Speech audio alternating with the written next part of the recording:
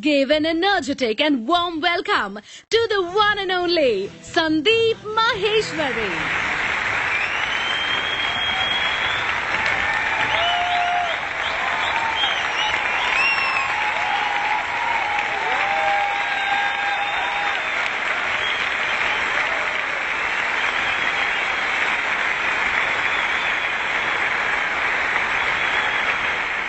Good morning, everybody! It seems there's a slight problem. Let me check. In this year's budget of India, how much is the tax on being happy and excited? Nil. Whoa! Let's try it once again. With full of excitement and a lot of happiness. Good morning, everybody! 2.5 years ago, an MBA college in Pune invited me to give a speech. I prepared the speech, mucked it up for a month, and was fully confident about it. No problem. I went there, and when I saw 400-500 people sitting in front of the stage, I forgot everything. Blank. Didn't know what to do. Then I took that page out, the one with the speech written on it, and entered a room right behind the stage. And started mugging it up as quickly as I could. Just then, a girl entered that room. She asked, "So what are you doing here? You have a speech to give." I said, "Yeah, I know, but I'm just fine-tuning it." She could sense what was going on. She asked, "So are you nervous?" I said, "Nah, do I look nervous? What are you saying?" She just folded her hands like this and asked, "So you're not nervous? Then what are you doing in the ladies' toilet?"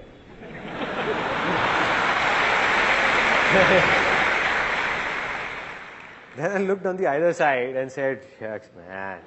After that, somehow, I got out of there and went onto the stage. I went and stood behind the podium. Now just suppose, you can imagine the situation over there. This is the podium, and here I am, fully prepared.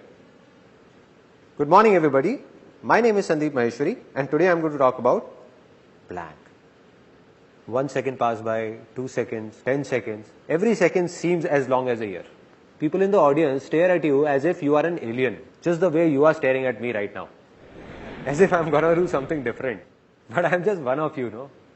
So just kept standing there, completely blank for almost 1.5 minutes. A student of that college sitting in the audience shouted, "Come on, sir, you can do it." It shook me up. I said, if he's saying, maybe I can do it. Finally, I started speaking, somehow finished that speech and got down. So this experience taught me 2 important things about life. That if I can do it, a guy like me, whom people in the family said was shy, unconfident, I was a complete recluse with no friends in school and lonely. So if a guy like me, who was an introvert back then, can come on this stage and speak in front of thousands of people, let aside those 2 hours, even for 5 minutes, then anybody in this world can do anything.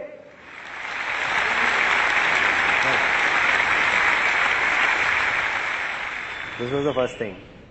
And the second thing I learned made me swear to myself, never to mug up anything. So everything I'm going to speak today, I have no pages in my pocket. No mugged up matter. No preparations. I have no clue what I'm going to speak about. I'm not going to do this seminar from here, but from here, from my heart.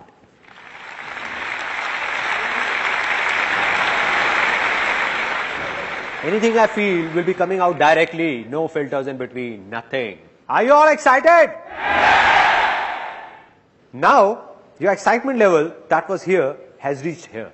I'm going to make 3 such big commitments that your excitement level will surge from here up there, right through the roof. Okay, the first commitment, that this day is gonna be one of the biggest days of your life. One of the biggest days. And you won't be able to forget it. Never.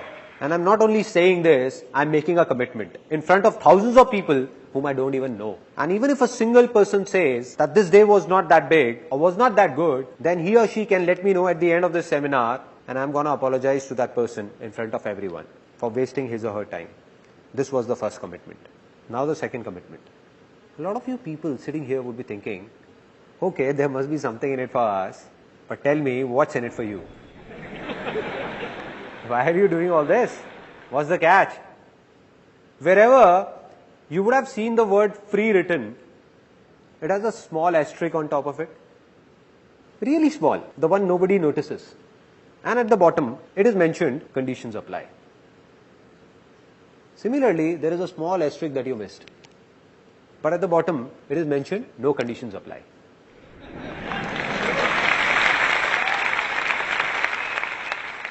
Which means, be it today or any day, I'm never going to talk about or even ask for a single penny from any one of you. No profit of any kind, neither direct nor indirect. Not now, not ever.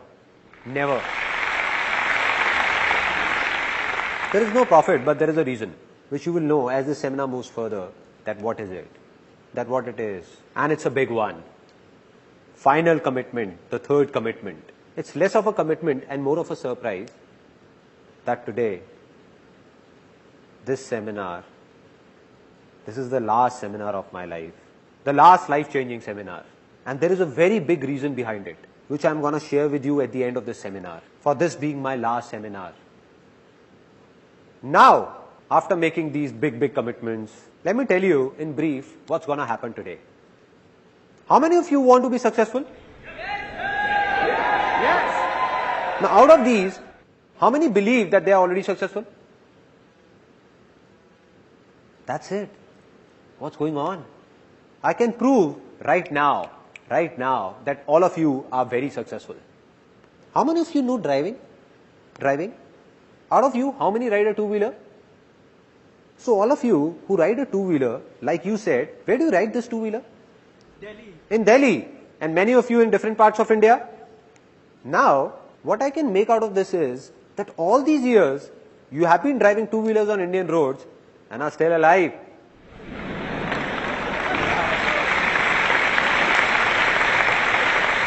Isn't this a success? Yes, it is.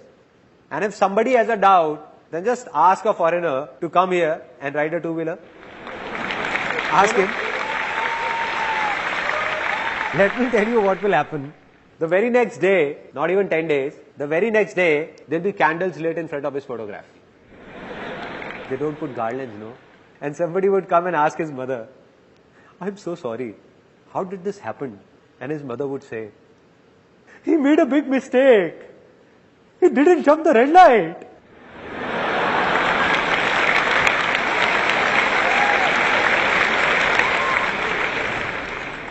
She would say, it's simple. Here nobody stops at the red light. People keep driving. Till the time the person from the other side, whose signal is green, doesn't make a gesture like this. Yeah, you brother. Yeah. Till that time, don't stop, son, don't stop. Just keep driving. But he didn't understand all this. He applied brakes and stopped at the red light.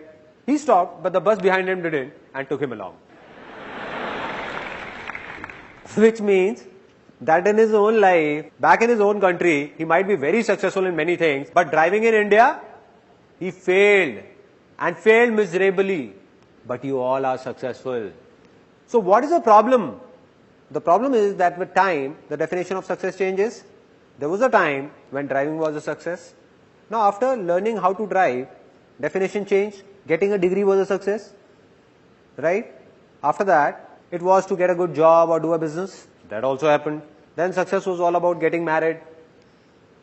It's not right to laugh at other people's mistake. Well, anybody can make a mistake. So marriage also happened, which means that if I start making a list of things you all are successful in, the day will pass here itself. Even of a single person, you all are so successful. But the only problem is that you don't believe in it. Believe in it and you will realize it.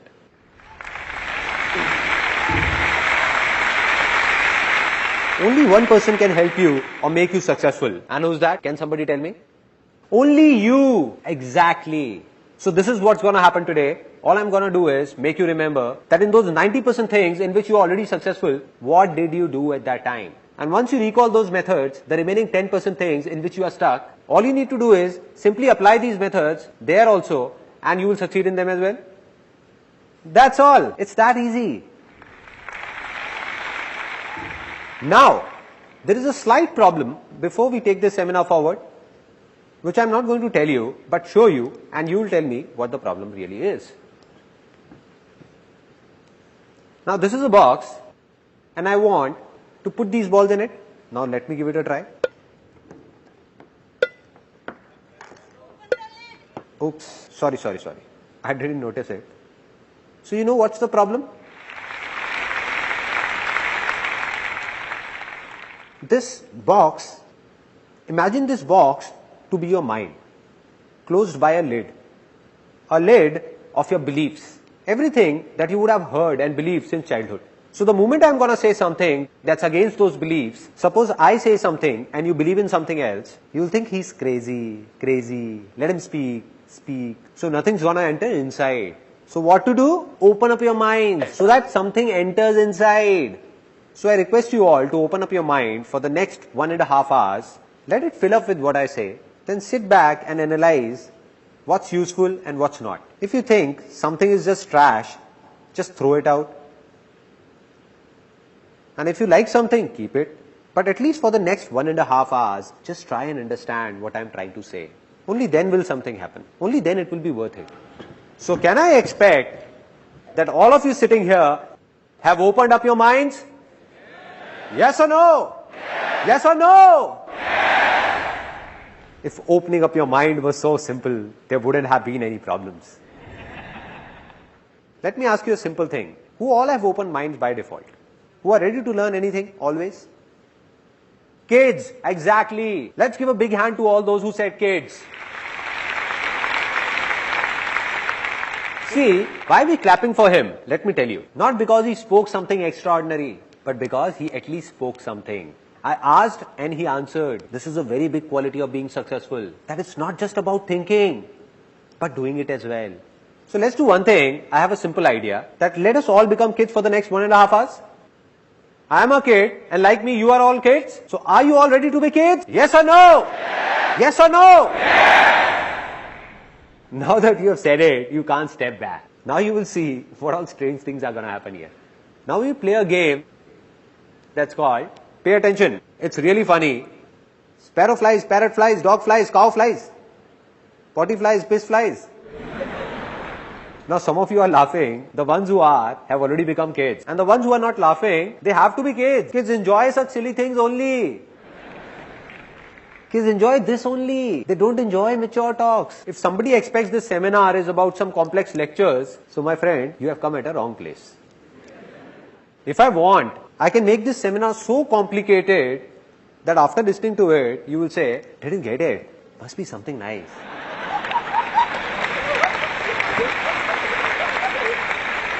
But no, what am I doing? I'm just sharing my life's experiences with you. My life is easy, so I'm going to tell you how is it easy, why is it easy, and how can you make your life easy, not complicated. So, I'm going to ask you a simple question, and if your answer is yes, then put your hands up. If it's no, keep your hand down, and if there is a doubt, then stick it up till here. Alright, simple. First question. How many of you are male? Oh, some have not raised their hands till now.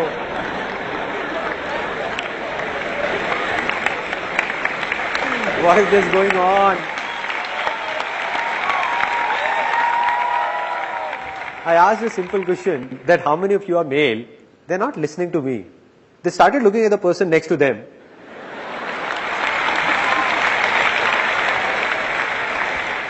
They're looking at his mustaches. That he also has mustaches. Looks like he's also male. Why is his hand stuck here? Maybe it has to go up till here only. It's a simple straight question, nothing complex. That for whom have you come here? For the person next to you, for me, or for yourself? For whom? So my dear brothers and sisters, except my wife. So anything you do has to be for yourself, not for me. not for the person next to you. Just forget about him and don't think about what he's thinking. The biggest problem is that we keep thinking what the person next to me is thinking, and the person next to you is also thinking what he's thinking. Exactly. Woo. Let's try it once more, this time faster. A simple question. Ready? How many of you are female? There is a gentleman sitting over there. His hand went up till here and then turned here.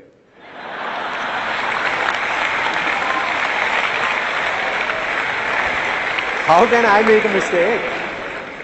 There is no doubt. I'm not a female. Have still not become kid, no. Still, there is something inside. Once more, we'll do it again. Fast, real fast. How many are male? Female? Male? Female? Female? Female? Male? Male? Male? Female? Male? Female? Male? Female? Woo!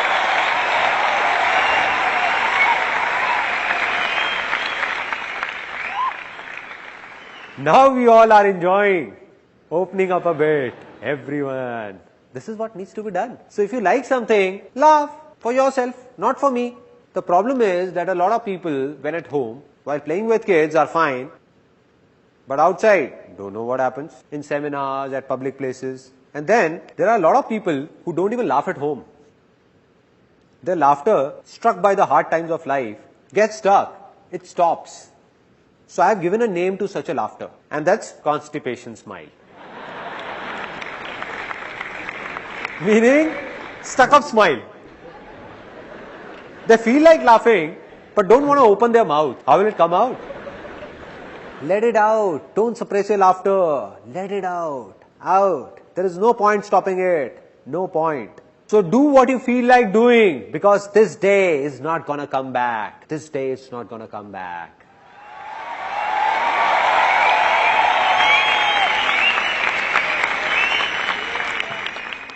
So now I'm going to narrate a story that has a deep impact on my life. Today, whatever I am, this story has played a pivotal role in it. And later, when I'm going to tell you the story of my life, that who am I, where have I come from, what I did, what all problems I faced, then you will come to know that this story had a big role to play in it.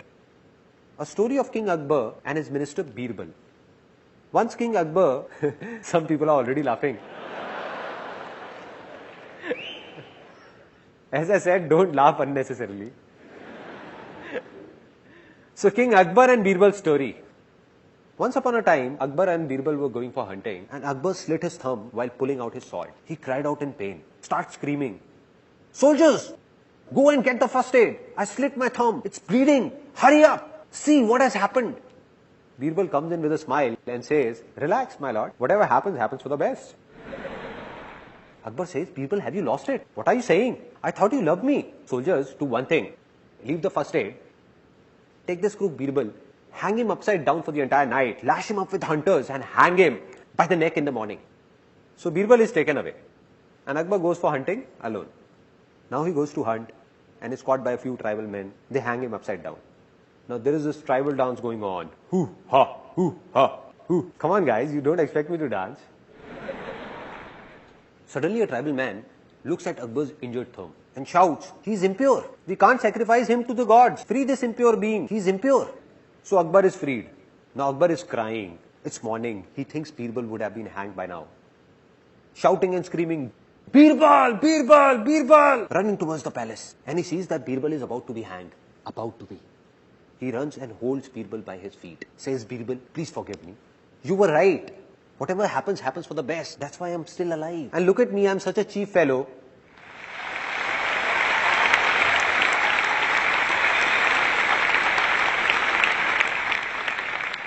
And look at me, I'm such a cheap fellow. What have I done to you?"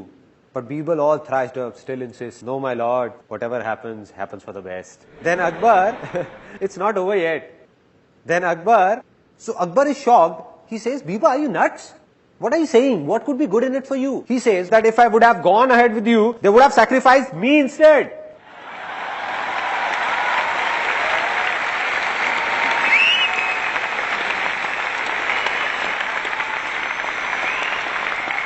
Now a lot of smiles here are transforming from constipated smile to loose motion smile.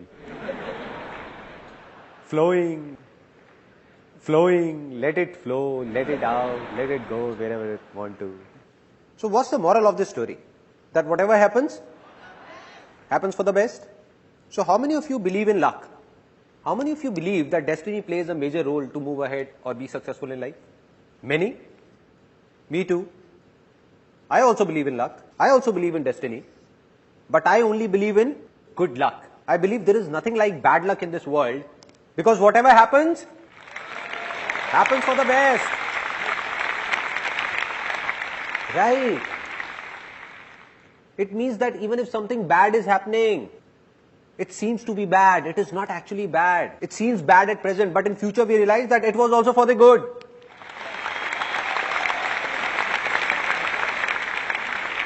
So are you all ready finally to see something, to listen to something that could be beyond your thoughts? Yes or no? Yes! Now see what could possibly be beyond your thoughts. This is the thing that I am talking about. Can all of you see it? No? How is it possible, man? How is it possible? In my hand, I am holding a row of 50 feet tall trees with thousands of leaves, countless fruits, and you can't see it? Some people can call them seeds also if they want to. Did I say something wrong? Are the tallest of those trees not hidden in the seeds?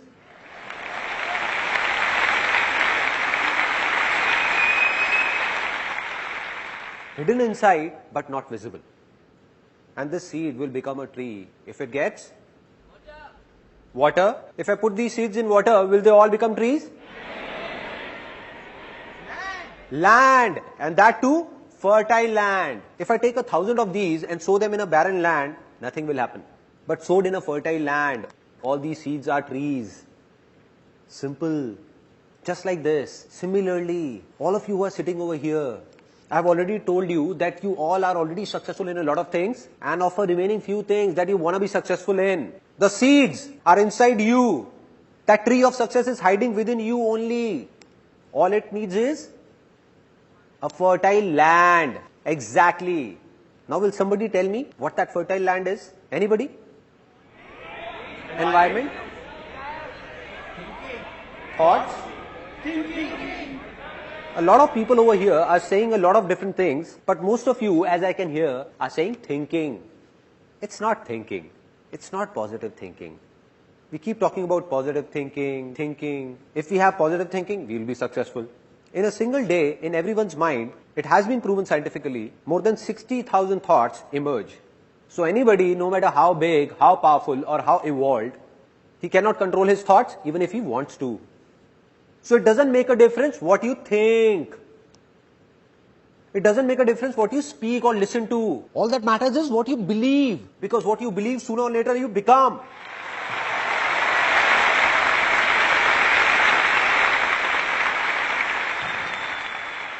And if someone believes that he can't do anything, will he be able to do something? No, never. And if someone believes that I can do it, then nothing in this world can stop that person. Yes or no? So simple, so simple. So what am I saying? I'm saying something big that might hurt a few people. That all of you who are sitting here, more than 90% of you don't even have a land that's fertile enough to sow the seeds of success in. That very land is infertile. Strange to hear, na? Okay, I'll not comment on you, rather share my own experience. Till the time I turned 18, as a kid, I believed I could do anything. But by the time I started grew up, there came a stage in life where I believed that I'm good for nothing. Which means my land became infertile. So why did this happen? Where did it all begin? It all began in childhood. So here's a short film that you will see that will explain why did that land become infertile and how to make it fertile again. Since childhood, don't know how many times you would have heard that you can't achieve your dreams. Like your dream of piercing through the clouds in open sky. But the dream ended the very moment you woke up. Because you were told that no matter what you do, you cannot fly. Just like me, you would have heard it a lot of times. that life is not easy. Rather, it's very difficult. It's not a child's play. What if I tell you that all those people who told this to you were intentionally or unintentionally lying about it? And in this whole world, anybody who has been successful has done so by keeping that little kid inside him alive and not by killing him. That kid who is not afraid of dreaming, who learns to walk by falling again and again, who believes that he can do anything, who not only flies in his dreams, but in reality as well. So are you ready to become a kid once again? Because being successful is not a man's task. Rather, it is a child's play.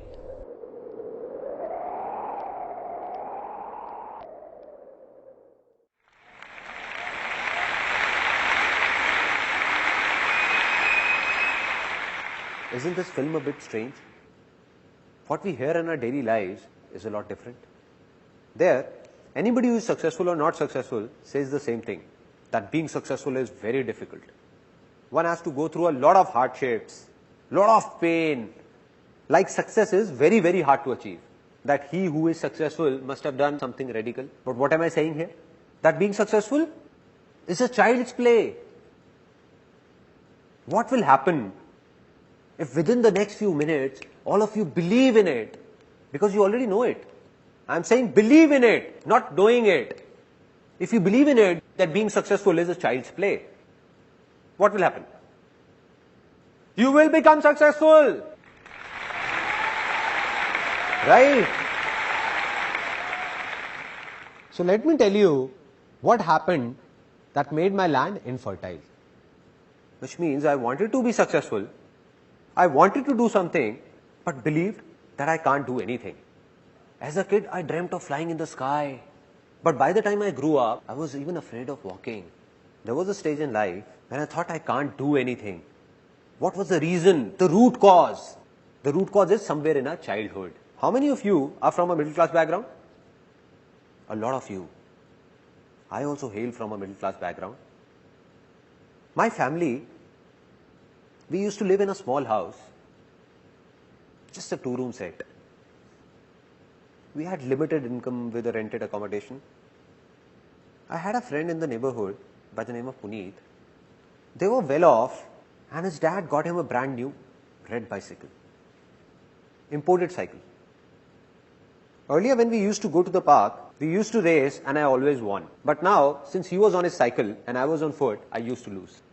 So one day, I went back home after losing again and demanded the same cycle from my father at any cost. That too the very next day. I don't know anything. My dad said, it's not like this. It's your birthday after 6 months. I'll get you the cycle then. But I was unmoved. The next day, tired, when my dad returned from office, my mother went up to him and said that Sandeep has not eaten since morning. And he's really angry, adamant about the cycle. Why don't you get him one? She vented out on dad. And my dad was furious to hear all this. He said that I'm no Tata Birla who would fulfill all his demands. I can't get him a cycle. Do whatever you want to do and leave me alone. Dad was really angry and I was standing outside. And after such a heated conversation, I preferred to stay out of the room.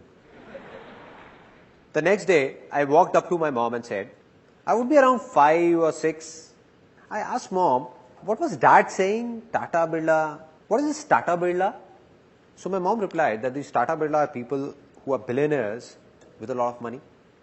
So I became really happy and asked, so why are we not Tata Birla? And my mom got irritated and said, I don't know why. You just go out and play. Go, don't read my brains. Just go, no. I went out, there was an auntie living next door. I went up to her and asked, Auntie, who is this Tata Birla? Heard about them? The next day I came to my mother and said it. Mom, when I grow up, I'll become Tata Birla. Till there, it was fine. Like every mom, she also encouraged me saying, why not? And she said, you will become Tata Birla. You will become Tata Birla. You will. One day you will. But the mistake she made was, right now my mother is sitting here. So what she did was, she told everyone in the family, all my uncles, aunts, friends and relatives, that Sandeep will become Tata Birla. My son will become Tata Birla. Now what happens, like if there is a marriage or an event in the family, when people get tired of singing and dancing, no, they need kids for entertainment. True? Right? Kids are called. Come here kid, come. Recite a poem. Okay, tell us, do you like your dad more or mom? What happens? And everybody enjoys. In my family, they used to call me. So my aunt used to call me, oh Sandeep, come here. Yes auntie, what is it? And she used to tell everyone, just wait, look, he'll speak. Now, with everyone eagerly looking at me, then she used to ask, Sandeep, what will you become when you grow up? And I stood there feeling shy, looking down, really shy. She prompted me again, speak up baby, speak up. Don't be shy, speak up. Tata Birla. Saying this, I would run away. And they used to laugh and call me later, kissing me, hugging me, and they used to say, ay, such a cute kid. Why not? He will become Tata Birla one day. You'll know once he grows up. Innocent kid. If a kid from a middle class background says that he will become a billionaire, what will happen? People will laugh at him, no? Because we can't accept these things. And that's what happened. Everybody used to make fun of me. All of them. They thought he's just a kid. What difference does it make to him? He's just a kid, no. They were wrong. Because a kid understands everything. He doesn't understand a joke, but he understands when others are making a joke out of him. I didn't know what's Tata Birla, but I knew that everyone is making fun of me.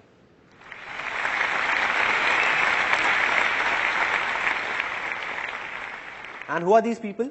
The same people who are my family, the ones I trust, who are dear to me. So I thought that if all of them are saying, then maybe they are right. How would I know? I'm just a kid. And by the time I grew up, there were many such incidents and talks. So by the time I turned 18, all I desired was a salary of 10 to 15,000 rupees. That's it. I still remember when I was 18 or 19, I went to someone for a suggestion. Every family has a person or two whose advice everyone seeks, right? Isn't it? Some of you are laughing. It seems they got the same advice as I did.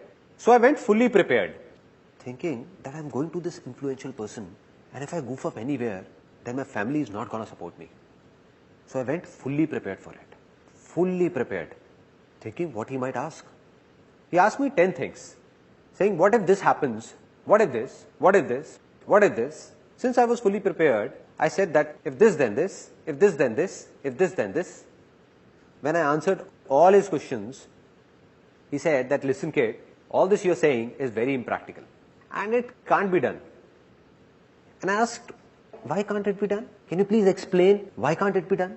He got irritated because he was at a position where a kid who was a nobody came and questioned him that why is it not possible? So his ego took a hit and he said that, listen boy, you don't know anything about it. It's easy to say but very difficult to do. How many of you have heard this dialogue? Everyone. And that too, how many times? Have you ever wondered the impact of the simple dialogue on our minds? Or on that land that I was talking about? This word difficult is also a seed. Just like the seed of success that I was talking about, this word is the seed of failure. Anything in life, if you keep saying it's difficult, then after some time you will end up saying, it's impossible. It can't be done. The end. So this word difficult, what has it done? It has tied down. It has tied down each one of us like a rope does. Just like an elephant in a circus who was tied with a rope when it was small. So that baby elephant tries very hard to snap that rope. It keeps trying, but can't break free. It doesn't have the power to do so. Can't snap it. So it believes that it's really difficult for me to do it. Impossible. And now, when that elephant has grown big, if it wishes, then not only one rope, it has the power to snap 1,000 such ropes. But it has stopped trying. Stop trying.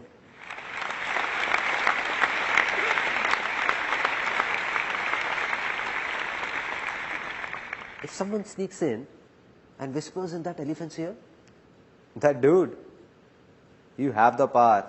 Just give it a shot. You can do it.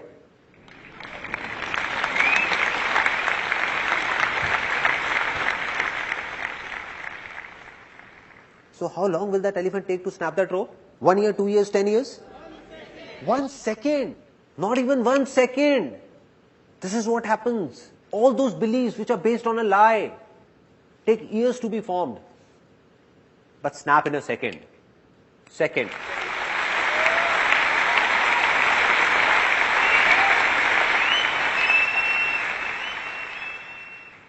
So I'm giving you a few examples of how these false beliefs are broken. For centuries, man believed that the earth is flat. It's flat, flat. For thousands of years, people used to say it's flat. Then suddenly, a few years back, a scientist discovered that the earth is round. And what did everyone start saying? That the earth is round, round, round. Which means that belief took centuries to be formed, but collapsed in a second. The moment it faced the truth, it was gone. Similarly, all such beliefs are based on lies. All are lies. The moment they face the truth, all of them will collapse.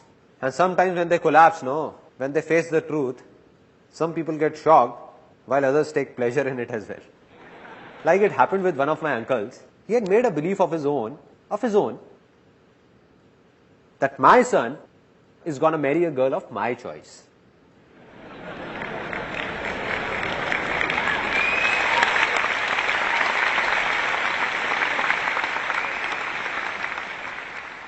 The sons are clapping, but fathers, anyhow. Now what happened? It was his own belief, but it's not true.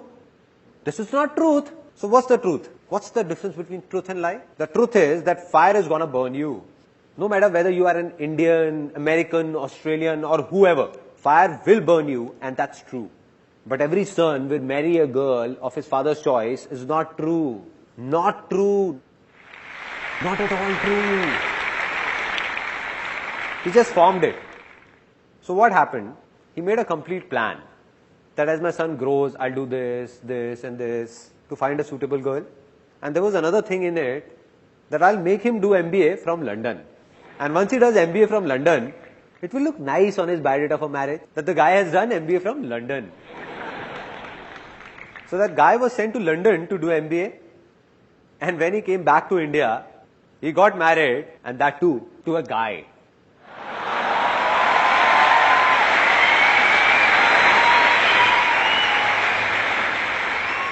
This is how false beliefs snap, like this. I'm not talking about right or wrong, but I'm just giving you an example. How these beliefs shatter.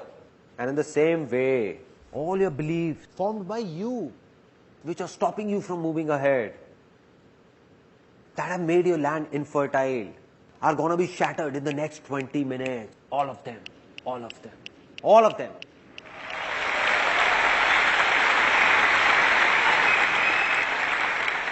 Because you are going to witness the truth. That rope is about to snap in a few minutes. So are you all ready to make your land fertile? Yes or no? Yes.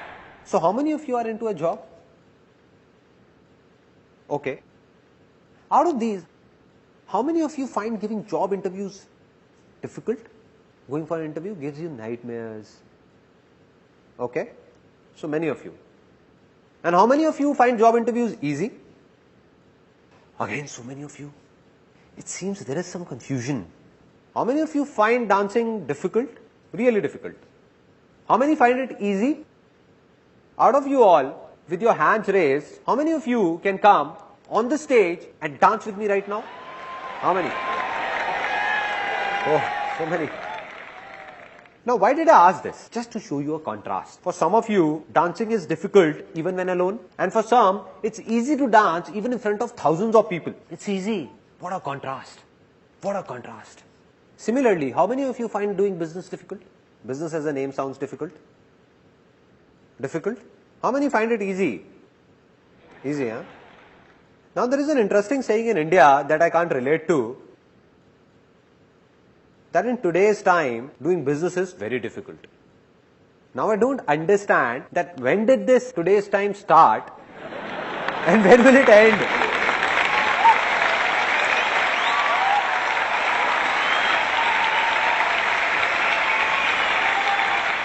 Till what time is this today's time gonna go on? So there is a simple thing that's clear now, absolutely clear. Sometimes we are so busy with our lives that we don't have the time to think about these minute things. We keep waiting that someone from somewhere will come and tell us a big secret. A big secret. Or lightning will strike us, giving us that idea which will make us successful overnight. And we keep looking for that idea. Right? While the secret of success is hidden in these minute things and not in big philosophies. If you understand small things, big ones will also be understood automatically. And what is that small thing that I'm talking about? That be it a job interview, be it dancing, be it a business, or be it anything in the world, it just seems to be difficult. In reality, it is neither difficult nor easy for those who believe it to be difficult for them. So today or tomorrow, it keeps getting more and more difficult for them. And for those who believe it's easy for them, it keeps getting easier for them.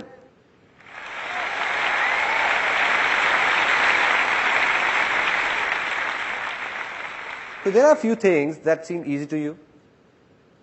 So they are easy for you. No need to do anything because they are easy. But a few things are difficult for you. If somehow you start believing that all those things which are difficult for you are also easy, then what will happen? They will become easy. Easy in reality. So being successful will actually be a child's play. Right?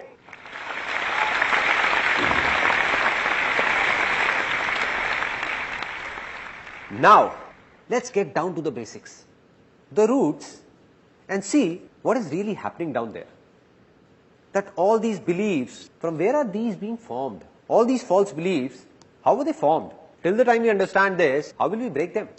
Now out of you, how many of you have heard, see no evil, say no evil, hear no evil? Everyone.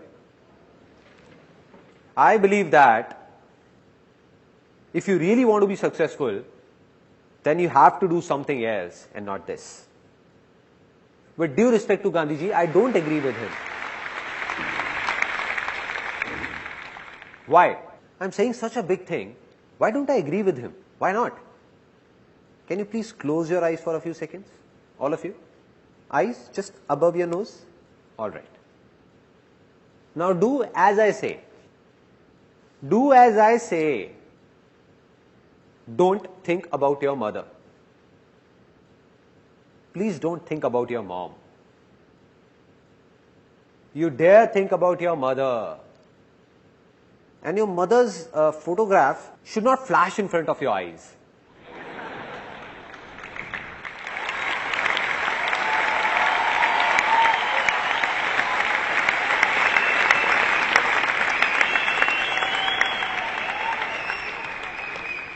What all was happening? How many were thinking about their father? I was saying, don't think, don't think. But even then you were thinking just about her. See, here is an interesting fact that how does a mind work? See, our mind cannot think in words. It can only think in images. It can only think in pictures. For example, I'm saying terrorist. Whose image comes in your mind? Kasab. Osama bin Laden. Nobody's saying wife, right? Don't you dare.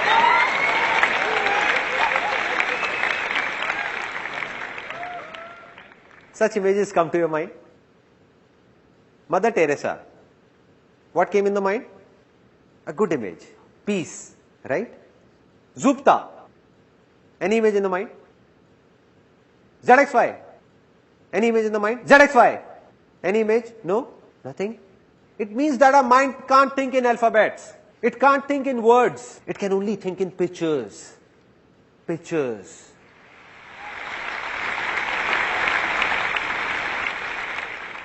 So, nothing can be changed by just speaking about it, whether it's easy or difficult. Anything we want to do has a good image in our minds, we find it easy. And if it's bad, we find it difficult.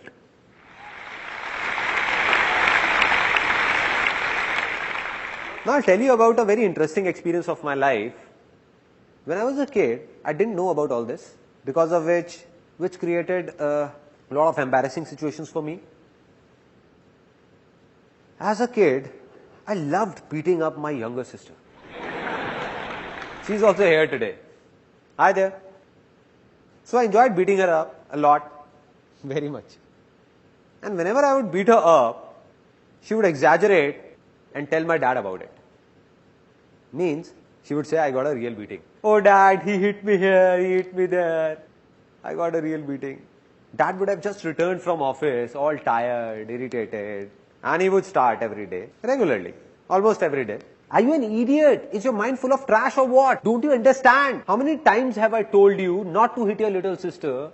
Not with your leg. She is considered to be the goddess of wealth.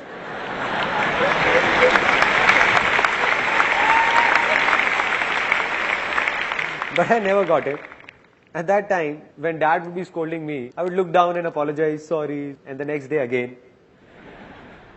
So there wasn't a problem till the time dad was scolding me. Problem began when mom entered the scene. Mom came and she used to pamper me a lot.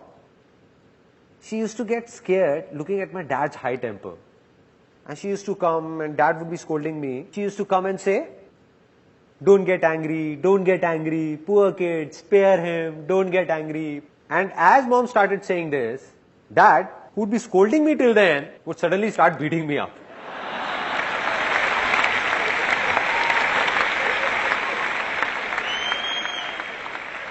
I used to think, Mom, why did you have to be here? Why did you have to be here? The more she used to say, don't get angry, dad would say, don't get angry, Tom! He deserves it, Tom! Don't you dare! Never do it again. I couldn't understand it back then, but today I can understand the problem. Problem is that our mind doesn't think in words, but in images. The moment mom said, don't get angry. So what happened? The image of anger came in. Don't. Any image of don't? Nothing. Get. Yes, do it. So.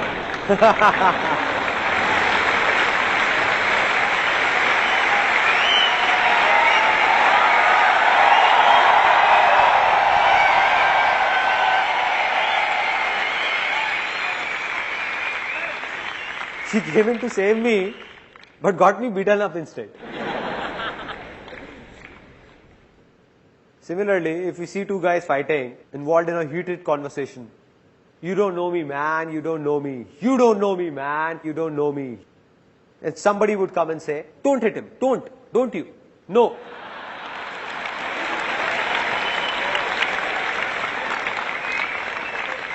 Not this brick, no. He picks up the brick and bang, bang, bang. So, I say, see no evil, say no evil, hear no evil. If this is not to be done, then what else needs to be done? Very simple. Just say, see good, say good, and hear good. Right?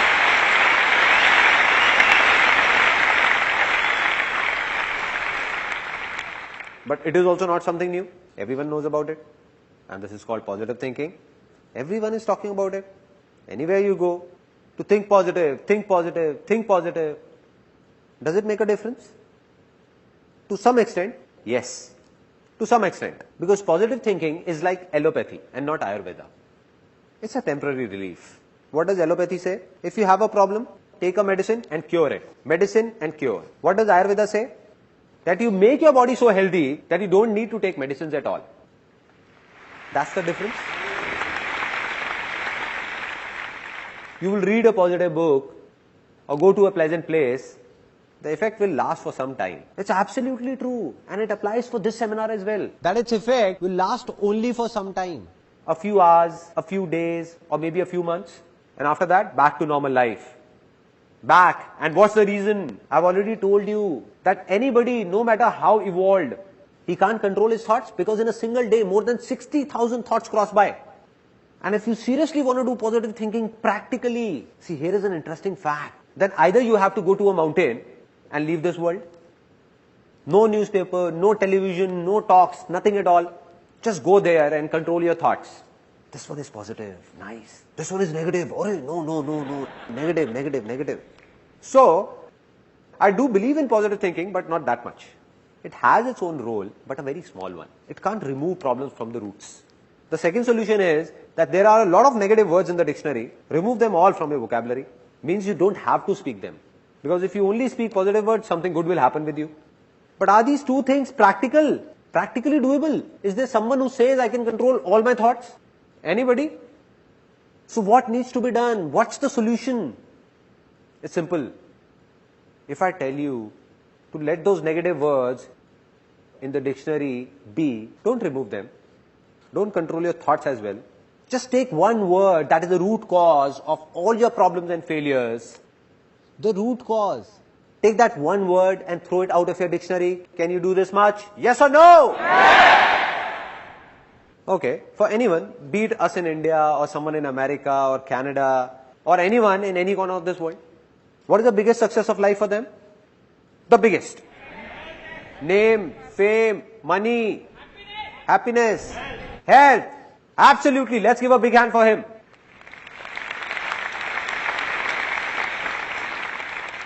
No success is bigger than health.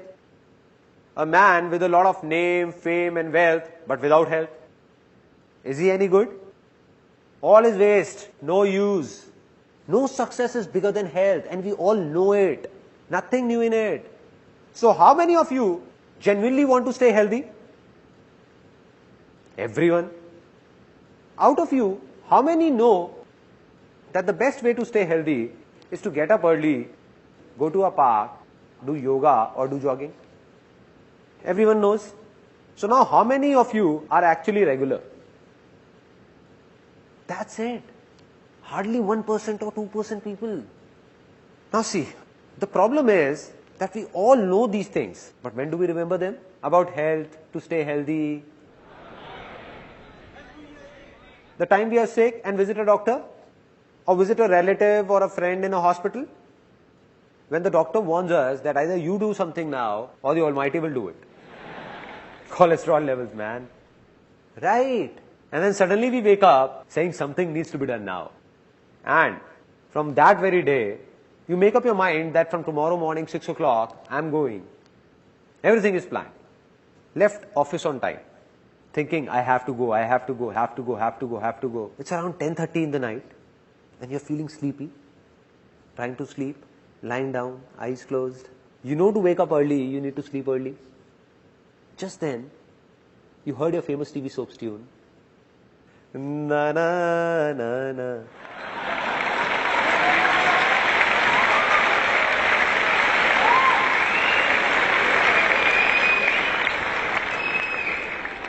And the mind got lured towards it. You got out of bed. Okay. You got out of bed saying, half an hour hardly matters. Let me watch it. And sat in front of the TV. Relaxing. Relaxed. Mood changed. All that health mantra is gone. Forgotten. It's around 11 o'clock. Now again surfing channels. Got freshened up. And by the time you came back in bed, it's 12 a.m.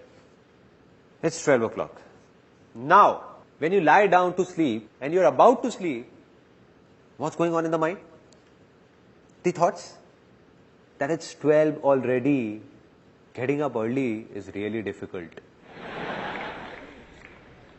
And as soon as you think this, the mind, what it does is, it starts working as branches of trees.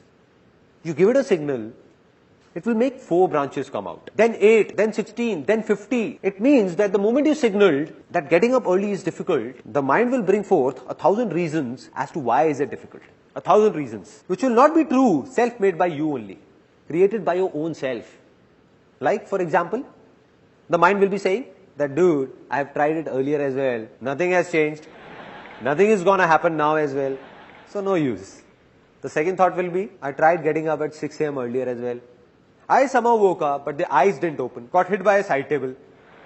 And this knee still hurts. Strange thoughts will come to the mind. Strange thoughts. That if I wake up early, like I'll feel sleepy throughout the day in office. And then what will you do? Change the alarm from 6 a.m. to 7 a.m. Saying, getting up an hour later will hardly make a difference. Now you're remembering because you have said it's difficult. So the mind is giving you reasons. That you read an article in a newspaper which said that a minimum of 7 to 8 hours of sleep is a must.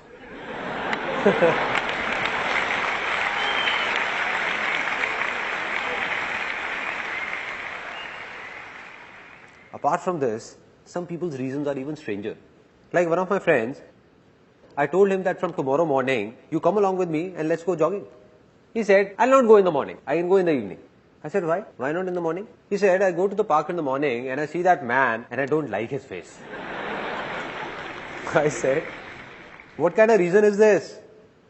Now the solution of this problem. And it's really simple. That very moment, when this thought comes to you, when you're just lying down, all you need to say is that no matter how late I sleep in the night, getting up early is easy for me. It's easy.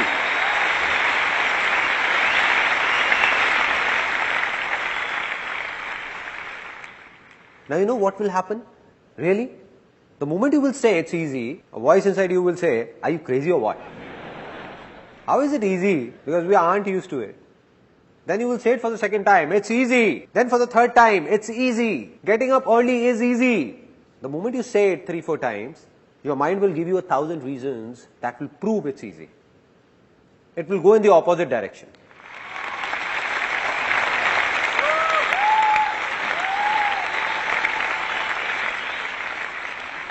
At that time, mind will be filled with some other reasons which will be completely different from the previous ones. For example, the first one will be, come on dude, I just have to get up at 6, not drill through a mountain. Earlier also so many times I have caught a train. And to catch it, I woke up at 4 in the morning. 4 a.m. and that too on my own. 5 minutes before the alarm went off, I woke up myself. I can catch the train again even if I miss it. But where will I get this body from once the health is gone?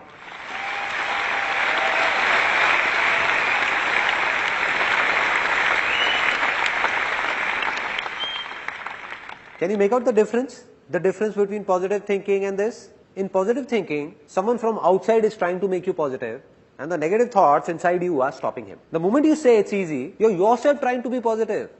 Nobody from outside is doing it. Rather, your own mind is doing it. Now, this is what came to your mind. And apart from this, the second thing that came was that earlier you were thinking that you will feel sleepy in the office. There is nothing wrong in it. But just see how the perspective changes. Your mind will think, so what? Even if I feel sleepy, I'll have 3-4 coffees extra and then I'll get used to it. Finally, the biggest of problems, the one that my friend had. Maybe you also relate to it. The one my friend had.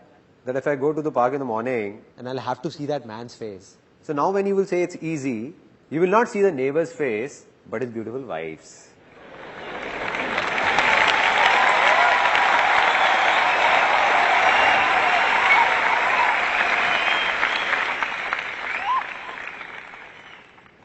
It's that simple.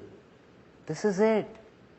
Be it the smallest to the biggest of problems of your lives. Just take these 2 words and stick them up with all these so-called problems.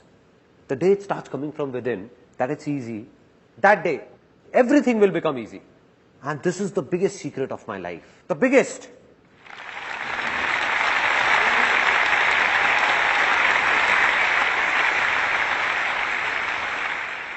There was a stage in my life when I thought that I'm good for nothing. I can't do anything.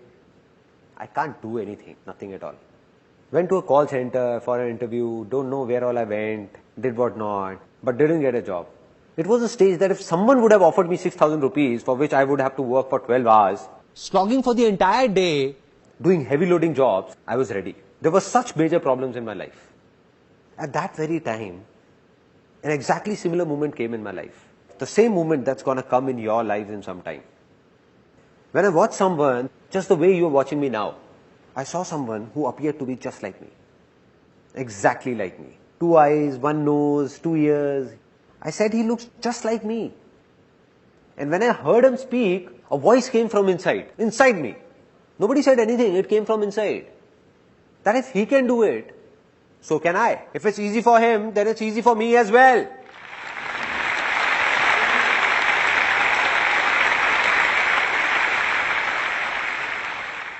Finally, the moment has come to decide. Because I believe that if nothing has changed, then nothing will change. Although you all have come here, but if you don't make a commitment to yourself, or don't try to change yourself, then nothing will change when you step out of here. Nothing different. Just a good time pass and finished. So it's time to make a commitment to yourself. Take a decision to change yourself.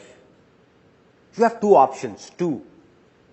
First, there are a kind of people in this world who themselves keep making the smallest of their problems, their troubles, bigger and bigger, and keep complaining. There are a lot of such people, and there is nothing wrong in this. All we need to do is understand that if we are like these people, only then will we be able to change ourselves. But if we don't accept it and say, no, I'm not like this, then you will be like this only, like you have always been. Second option. This was the first option. Second option is those people, and there are millions of people like this, who themselves make the biggest of troubles of their lives really easy, thinking of them as nothing, and always be happy.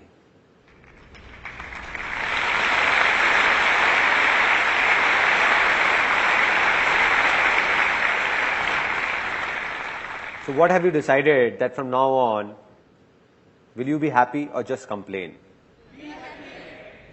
Now, the moment I was talking about has arrived. I'm going to ask you a question from the bottom of my heart. And the ones whose inner voice comes out, for them, the land has become fertile. Fertile. Anything that was past has passed. Let it pass. But today, do you believe you can change your future? Yes or no? Yes or no? Yes or no?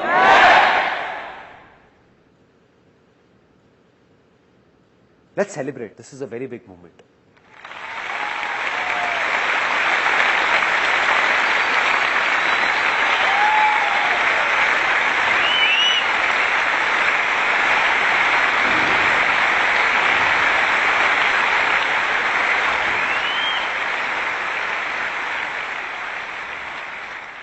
And I'm not just saying this, I can give it to you in writing, signed if you want. That life will not change for the ones who said yes, or decided from the bottom of their heart, yes. For them, life has changed, already changed, already changed.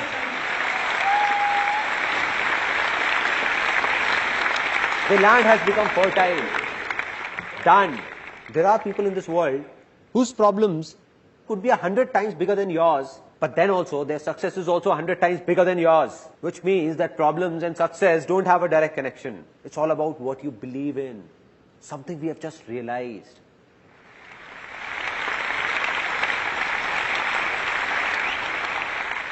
Now, just a small task to do. The land has become fertile, but no matter how fertile a land, if you don't take good care of it, what will happen? It will be barren again, back to being infertile. So what we need is a plow to keep tilling that land. A plow. And now what is that plow? It's easy. Exactly. Don't underestimate its power. It has changed my life. What needs to be done is that anything you want to do in life but believe you can't do it, just attach these two words. It's easy. And then see what happens. I'll give you an example what happens. How many of you are students? Students? Okay. Many would be engineering students also. How many are engineering students? Engineering students? A lot. Now what happens inside an engineering college? Leave alone the top engineering colleges like IITs, other top colleges, number 1, number 2. But not many students get admissions in these.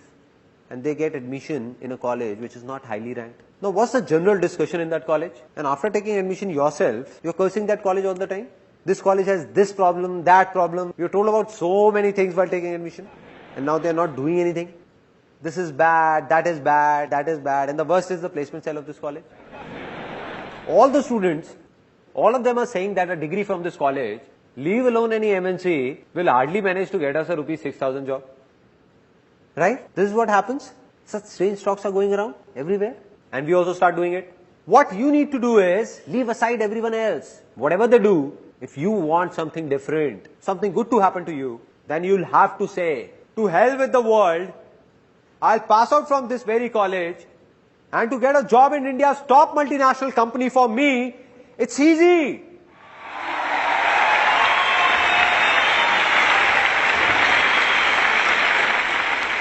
Right? Let those 99% people say it's difficult. Let them do a 6,000 rupee job. Let them fight over it. I'll get into a top company. Now what will happen when you say this? From outside, you will say it's easy, but the inner voice will say it's difficult. Again from outside, you will say it's easy, but the inner voice will repel, saying it's difficult, difficult. The day your inner voice says it's easy, inner voice from here, that yes, it's easy for me to get a job in that company, within some time, I can guarantee this, you will be sitting in that company.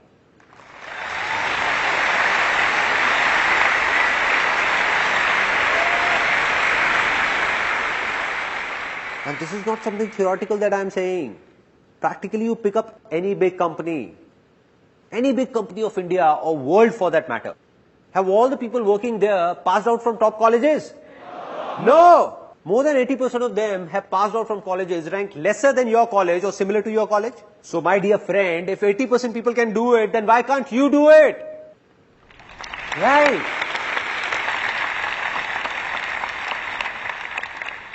When you say it's easy, then you will see millions of people who have passed out from even lesser grade colleges and have opened up massive companies in their own names. Right? Right? Now, till here it's clear, our land is fertile, we have got a plow, but if we keep sitting and just say, it's easy, easy, will something happen? Nothing will happen. Means something needs to be done. It's time to do something, to decide what needs to be done. Without this, nothing will happen. Now, this is where a lot of people get stuck. Some say, there are a lot of options, what do I do? They say there is a confusion, what to do, what not to do. Many of you. And then there are those who say, we don't know what to do. We don't have an option, zero option. Right? Two kind of people. And now, to decide what to do and what not to do, saying it is easy, but doing it is? Some of you said it's difficult. It's easy, right? See, there are only two options. Only two options. Very simple. First, to listen to your outer voice. And what is this outer voice? What others say. What others do. What did he do that made him successful? What is he doing? Or asking for advice from someone. Like what should I do? Or what career to pursue? Once a guy came to me and said, please tell me an interesting business to start. I said, these days, space tourism has great scope. I said it very seriously. He asked, what is it all about? I said, nothing. You just buy a rocket, take people in space and take them to moon. He said, why are you joking, man? I said, who started it first?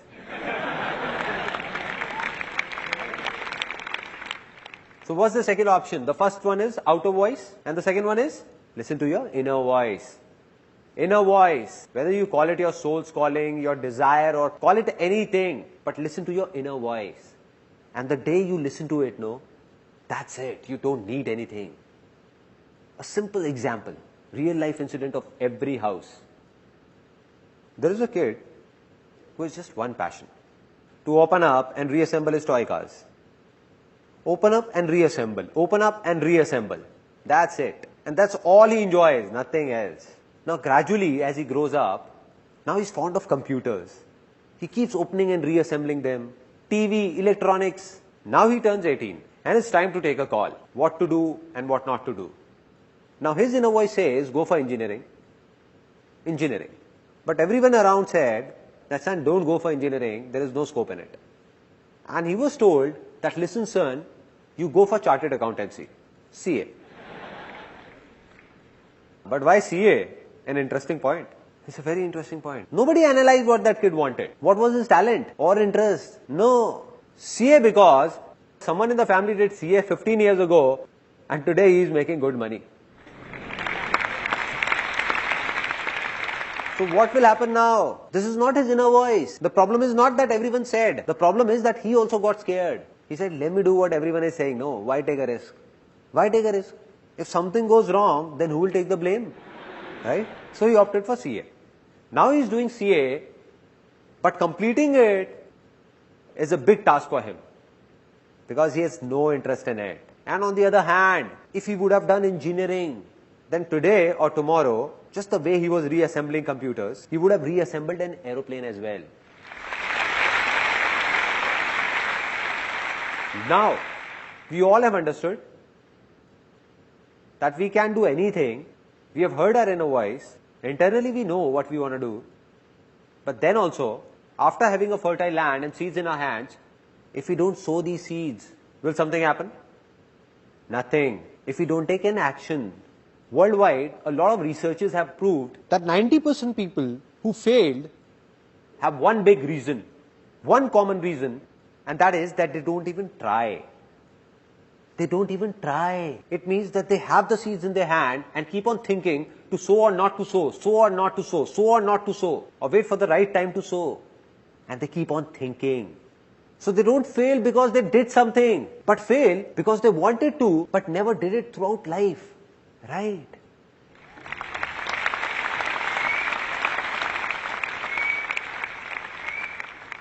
Now we understand that the problem is not taking an action. Let me ask all of you, why don't we take an action? We know we have to do this, still we don't do it. Why? It's one word, one word. Fear. Risk. And that's completely genuine. I'm not saying it's wrong. It's completely right. Because we are not alone. Today your inner voice says, I must do this. You also have your family, your house, kids and everything. How will you do it? There is a risk involved. Rubbish. All rubbish. I don't buy it. Why so? Because there is nothing known as risk in this whole world. God or whoever created this world didn't make anything by the name of risk. It is man who is creating risk for his own self. We are ourselves creating risky situations for ourselves and are getting scared of them. A little kid who is just born. We tell him impatiently, everybody encourages him to run. Run kid, run. What will happen to the kid? He'll break apart. He'll fall. Right? It's risky. But if that kid is given time and he is told to start by crawling, slowly, slowly, then walk holding a finger, then walk and then run. Is there a risk then? Not at all. Yes or no? No. Here is an interesting thing that happened with me 5 years ago. One of my friends came who had done MBA finance. I asked, what's up man? He said, nothing man, it all looks fit, but life is shit. I said, what happened? He was actually very tense. He said, I'm not happy. The 9 or 10 hours in office are so suffocating. I have no interest in this finance field, no. And it's really bad. And by the time I come home, I take all my frustration out on my wife and everybody. I just lose it and get irritated. I said, okay, it seems that you need to do something else or think of something else. So he said, that's why I've come to you. And I asked, what have you thought of? He said, man, but will you be willing to help me? I said, come on man, just say it. I'll do whatever I can. So he said, I think I should learn photography just the way you did. Will you teach me? I said, that is fine. I'll teach you. But why do you want to do photography leaving finance aside? Why photography? Any reason? He said, because you do photography and stay very happy. I said, great. So it's decided. You come to my studio from tomorrow. I teach you photography. But do one more thing from tonight. Start eating bitter gourd as well. Some fresh bitter gourds, nicely cooked. He said, what are you saying, man? I said, it's clear, no. It's clear. I stay happy by eating bitter gourds as well. So do everything that I like to do.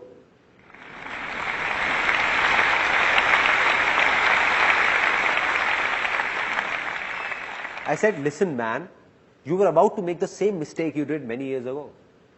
I said, I'll make you see 100,000 photographers, 100,000 who do photography like me and are not happy at all. For them, photography is just work, nothing else.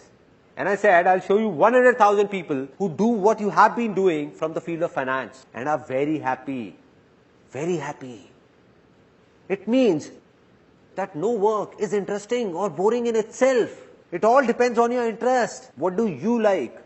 Anything that is from inside is good for you. And if not, then it's all waste for you. And so he got it somewhat.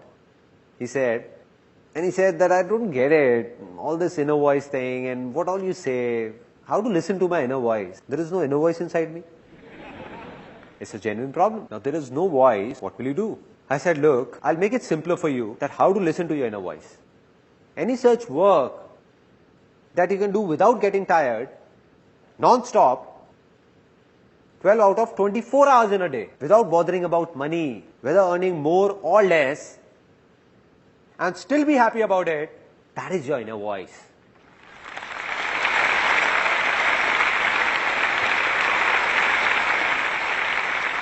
So he smiled a bit. I saw his eyes lit up. He smiled and said, "This is great, man. But there is only one such work that I can do for 12 out of 24 hours. I said, "What is it?" He said, "I am very fond of eating." I walked up to him and touching his bulging tummy, I said, "Well, I can see that."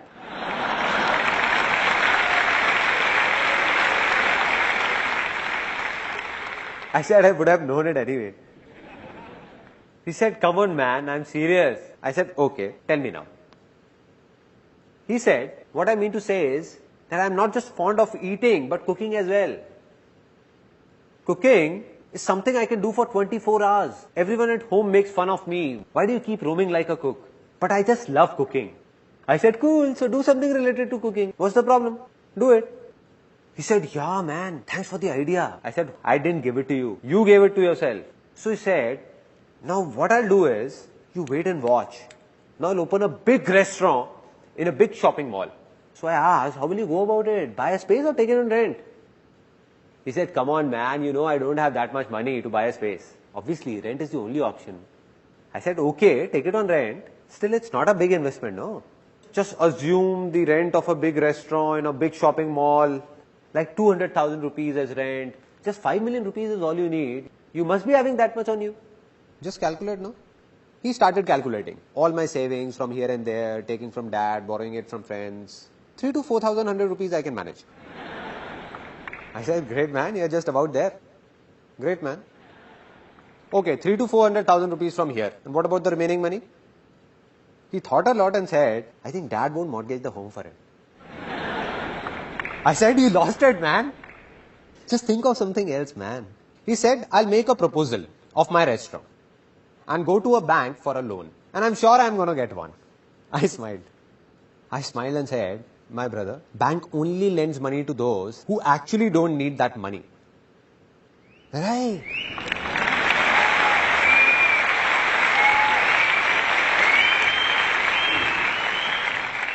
"On what basis will you apply for a loan? On what basis?" He said, "Yeah, man, I think you're right. I won't get a loan. So what to do? I think it's really difficult. Leave it." I said, "Why is it difficult?" He said, "No money, na." I said, "Why? You just said you have the money." He said, "No, I didn't." I said, "No, you said there is money. What about those 3 to 400,000 rupees?"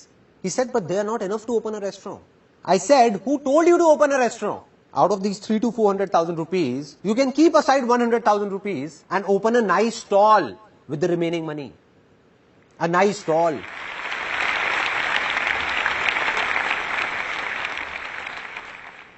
He said, "Come on, man. I'm MBA finance. I won't put up a stall." I said, "Why? What's the problem? Put up a nice stall." He said, "No, man, I can't put up a stall. Try and understand."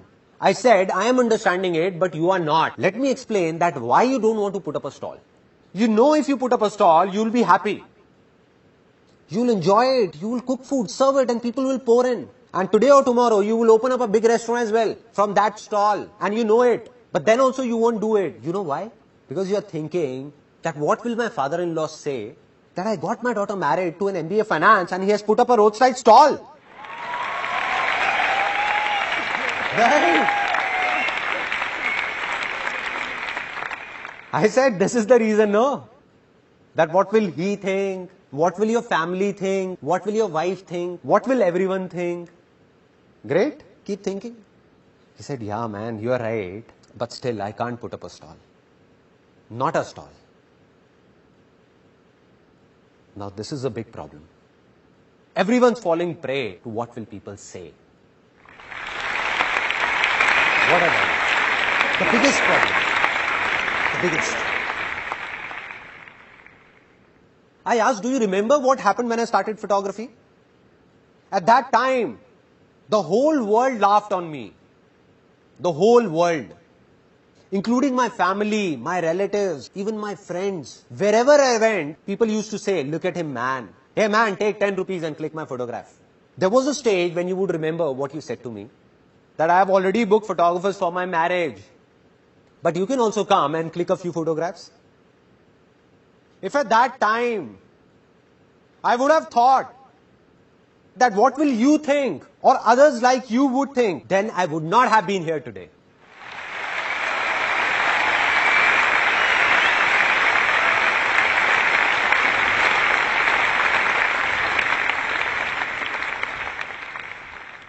I said those people can go to hell. Whatever everybody thought of me, I didn't care. That's why I've reached here. And it's not me alone. There have been a lot of people in the world who did the same thing as I did. They followed their heart. That means they listened to their inner voice and took small steps. Small steps. Didn't take a big leap. But we all try to start with a big jump. That I'll do this and I'll do that. What's the problem, man? Do whatever you want to do today. And that too from the smallest possible level. And then see who stops you. Nobody will be able to. Nobody.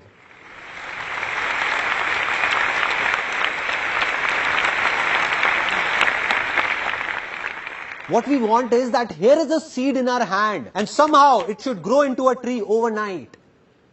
A fully grown tree within a year. That's it. Is it possible? No. So what's the right way? To sow the seed. Take small steps in the beginning. Never try to force it out. Take small steps. That is, neither to run nor to stop. Just keep walking. Keep walking.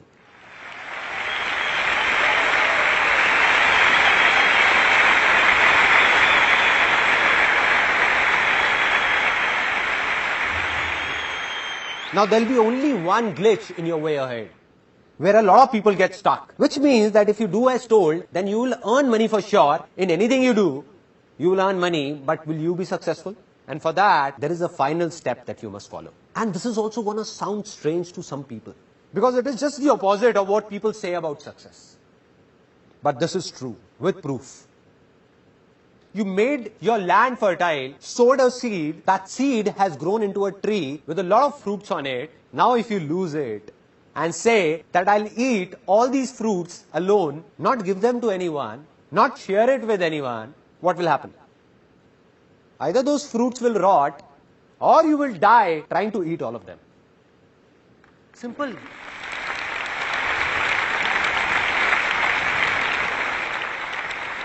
Now here's a story that has a deep impact on my life. Two farmers in a village used to do similar kind of work. Both died and went to God.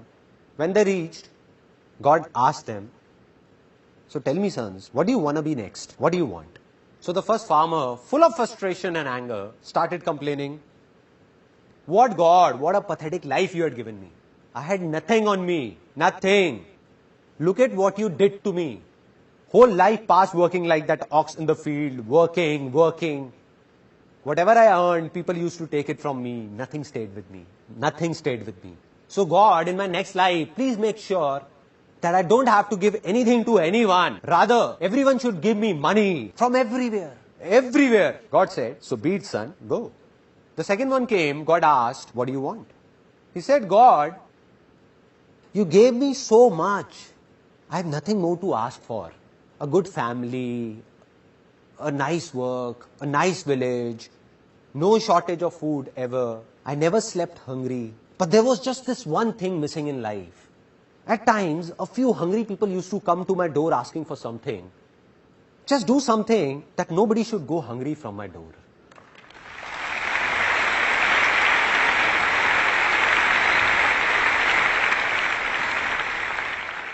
God said, so be it, son. Go, son. Both of them were reborn in the same village. Both of them grew up. The first man who said that everyone should give me, and I don't have to give anything to anyone. So this man became the biggest beggar. I'll not give it to anyone. Everyone should just give me. And the second man who said he didn't want anything but just to feed the hungry, he became the richest man of that village. The richest.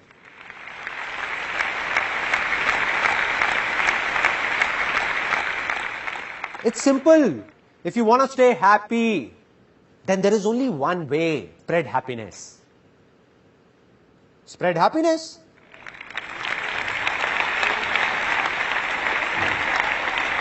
It's so easy, no? There is no other way. You keep staring at someone with anger and expect him to give you happiness. How is it possible? How is it possible? How will anyone make you happy? How will he? If you keep on fighting, then the other person will also fight with you. Out of all the husbands sitting here, how many want their wives to respect them? All of you. Then there is only one way. Respect your wife. That's it. There is no other way. No other way. We want it, but we don't give it. We want love, but we don't give it. We want everything. We want that we must get everything. Now I'm going to say something that's going to shake up a lot of people. Really shake them up. Now how many people wish to have a lot of money over here? Then there is only one way to get it. Give money!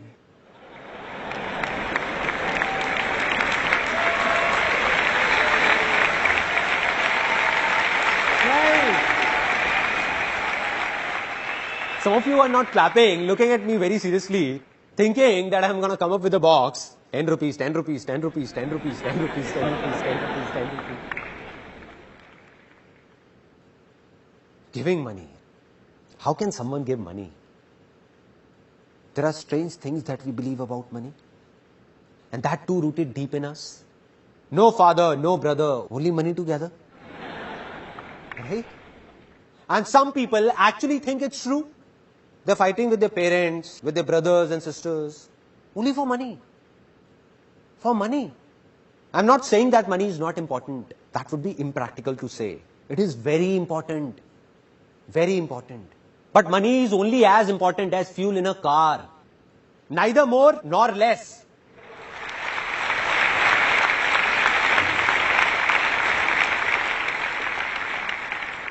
Without money, the car of your life won't go on. This is true. But how many of you drive your real car or bike just for fuel? Just to collect fuel? Take the car to the pump, buy fuel, keep it inside. Take it in the car, take it in the car, from here in the car. How many? Anybody? So what happens when it comes to money? Why are we stuck there?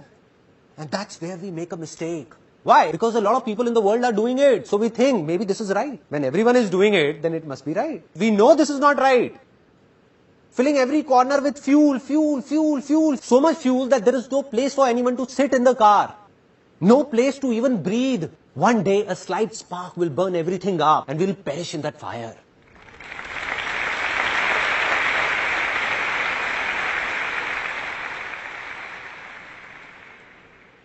It's going on, no? People are burning. They might be successful in everybody's eyes, but not in their own. And this is no theory. If on one side we have somebody for whom money is everything, who is very selfish and he has a lot of money, a lot, but he has only money, nothing else. No happiness, nothing at all. Neither does he give happiness nor gets happiness. And on the other side is someone who might not have that much money, but he believes in just one thing, spreading happiness in this world. So man like him who is spreading happiness in this world, even if he has less money, he's 1,000 times more successful than all those millionaires. 1,000 times. This is called real success. And on the other hand, make those people come and stand here who might have a lot of money, but don't have the courage to give, courage to share, to be happy, to give happiness and smiles. They can't look into anyone's eyes and say that they are successful. They can't. The world says they are, but they are not. Now let's talk about how it works practically. The sharing logic. There was a stage in my life when I was doing photography and I used to do everything myself. I was the office boy, I was the cleaner, and there was a small studio in one corner of my house. Had put a table chair over there. Used to serve water to people, did photography, counseled people, talked to them. And I realized that I won't be able to do it all by myself. So I recruited a female on somebody's reference and a female joined. Now when that female came for the job, she asked for 10,000 rupees as salary I can't give you 10,000 rupees, but 8,000 rupees is fine with me. So she joined. And within 2 months of when she joined, work started increasing at a good pace. After 2-3 months, I thought that presently I earn 20 to 25,000 rupees a month, out of which this girl only takes 8,000 rupees. I have no sense. So I told her politely that I can't give you 8,000 rupees, but 6,000 rupees is fine with me. Do it or not, your choice. And she left. After she left, for 1 complete year after that, I was stuck where I was. Couldn't move ahead a single step, even a single step. Anybody, anywhere in this world, if he says that he can do everything alone, then he's lying. He needs people to help him out. But why will anyone help somebody else before helping his own self? So he will help you only if you will also think of helping him. Simple.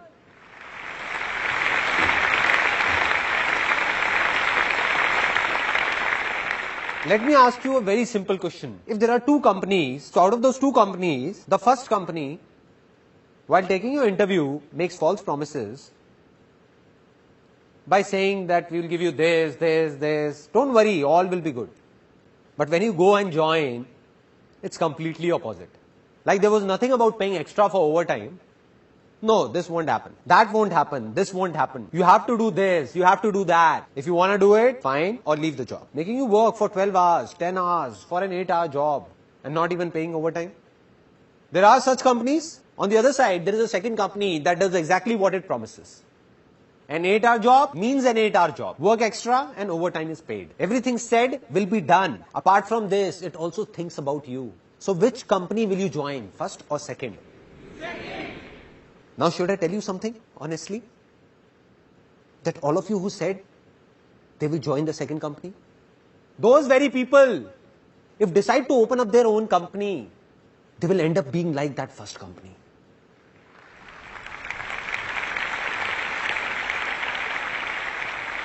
They'll forget about it.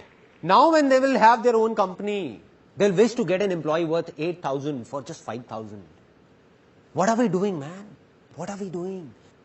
There are 2 kinds of people in this world. Those who believe in sharing and those who don't. Now the ones who don't will today or tomorrow have their hands and legs cut. There'll be a stage when everyone will leave them and go away to join those people who believe in sharing by their heart. Today they have 2 hands. Gradually they will have 4 hands. 10 hands, then 100 hands, and then thousands. A day will come when he will have countless hands. And that day, success will be a very small word. It will be a miracle. Miracle.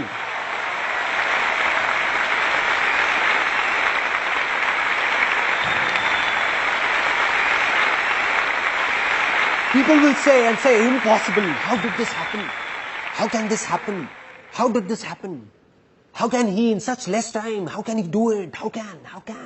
It's simple, man. He knows about sharing and you don't. The day you do, your life will also be full of miracles. Everywhere.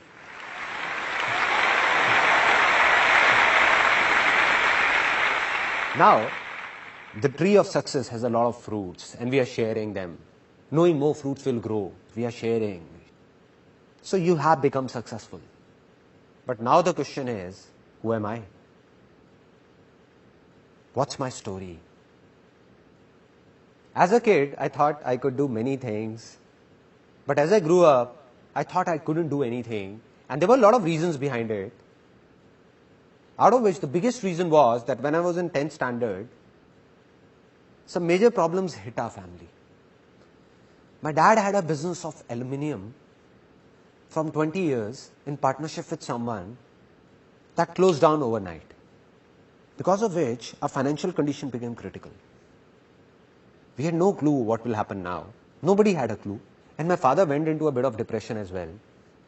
And there was a strange atmosphere in the house. Everybody was worried, what will happen now? I was studying, what could I do? Now there are 2 things that happen in these kind of situations. 1, there are families that break apart, fall apart. They start fighting within themselves. And 2, there are families that come together. Our family chose the second one. Me, my mother, my younger sister, we all came together and said, this is not only my father's problem, but our problem. and we will find a way out. We will do something. Something will happen. So now I wanted to do something, but believed that I can't do anything because my land was infertile. So we tried a lot of things, like we did a business in which my mother used to pack handmade sweets, and I used to go and give those boxes to people, and I took those sweets here and there, distribute pamphlets in my friends and relatives everywhere, but that didn't work and closed down. After that, we opened up a telephone booth, photo state, STD, PCO. My mother used to run it. At times, I also went there to help her. And going there, my land became even more infertile. Because I saw people fighting with my mother for just 25 paisa, I felt angry. But what to do? Such was life. That's when I thought that money is everything. Money is God. I just want money anyhow. I don't want anything else. Just get me a job from somewhere so that I get money and solve all these problems. So that telephone booth also closed down. After that, I went for a lot of interviews and failed everywhere. Had no clue what all was happening. And then came the turning point of my life. I went to a seminar. It was a multi-level marketing company seminar. I was 18 at that time, and honestly speaking, in that 3-hour long seminar, I didn't understand even a single thing. Everything went through here. And I exactly remember where I was sitting. It was an auditorium, and I was sitting on the third seat from here. I was looking at a 21-year-old guy standing right here. Till the time he kept talking, nothing entered my mind, everything bounced off. But then he said something in the end. He said, I'm 21 years old, and I'm earning 200,000 rupees a month. What they had done was, had got a big photocopy of that check and was showing it on stage, and I was counting zeros sitting there. 1, 2, 3, 4, 5. And I was thinking that this guy is actually earning big. 200,000 rupees a month. I was shocked. My mind blew off because I had seen that even to reach a level of 10 to 15,000 rupees takes years. And here's a guy who is just like me, who earns 200,000 rupees a month. And that was that 1 second. It was that 1 second of my life. Something in me shouted out that if this guy can do it, who looks just like me, then why can't I do it? Am I from a different planet or what? Why can't I do it? If it's easy for him, then it's easy for me as well. I can also do it. Can do it. And the moment these two words entered my life, the moment I believed that everything is easy, changes started happening inside me. From what I used to say, it's difficult, nothing can be done, bad timing, don't know what will happen. I started saying, you see what I do now. We'll get 200,000 rupees checks like this. We'll start my own companies. You just wait and watch. You don't know what's going to happen. And everyone started saying that Sandeep has gone crazy. Now this is a very interesting point. Whenever people start saying you have gone crazy, it's an indication that you are on the right track.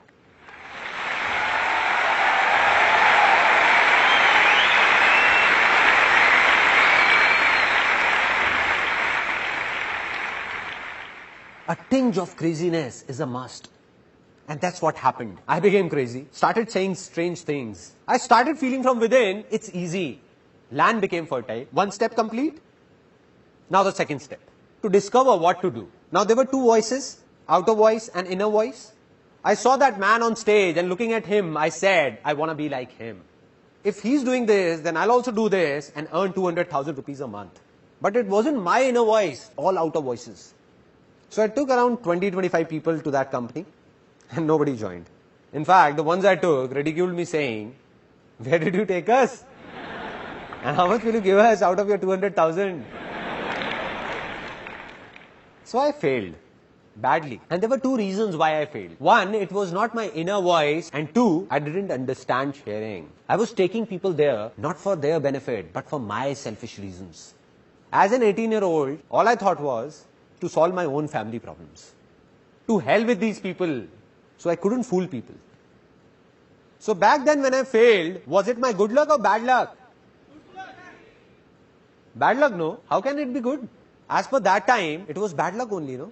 But this is the very mistake, because nothing is bad in this world. Because whatever happens, happens for the best. Success comes from experience, and experience comes from bad experiences. Which means, that success can only come to you with experience, and experience can come to you only through bad experiences, not with good experiences. Right.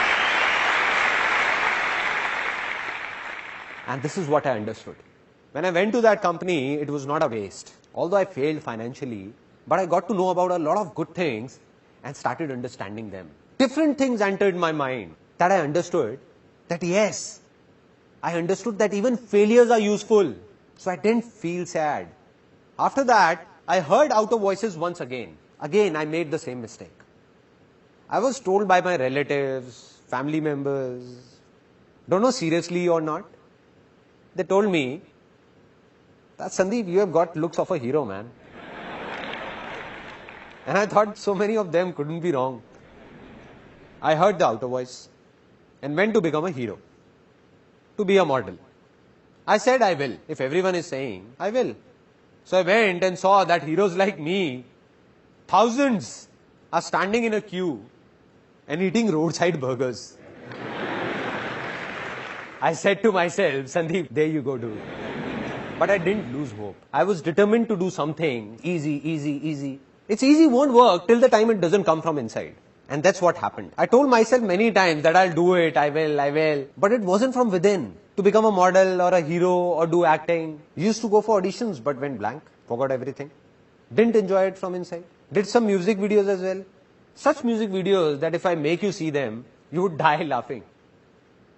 When my 5-year-old son is troubling everyone, ransacking the house, then my wife just plays that video and my son sits there looking at the screen and says, is this dad?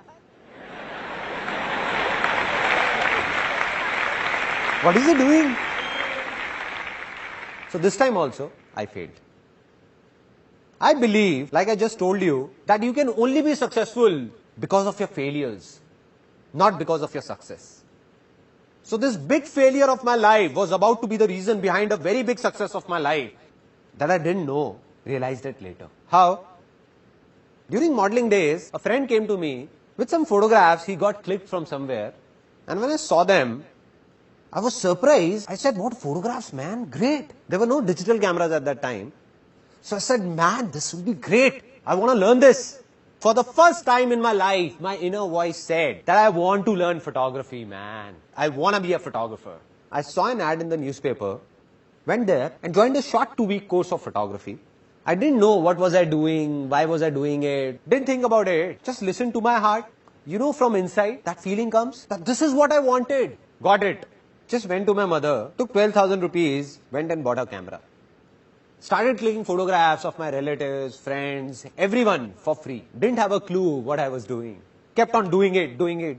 Now, what happens is that even when you listen to your inner voice, that you will move in that direction, you will take a step, take an action, and what you want will go and clash with the reality, which will be very different. I wanted to become a very good photographer, but the reality was that thousands of photographers in India who had learned photography for 1, 2, even 4 years, and even they were not able to do much. And what had I done? Just a 2-week course. So I wasn't a very good photographer. Bang! This was the turning point, where one of my failures turned into success for me. Between all those photographers and me, there was a small difference. What I mean is that I had failed in modeling, but they had not.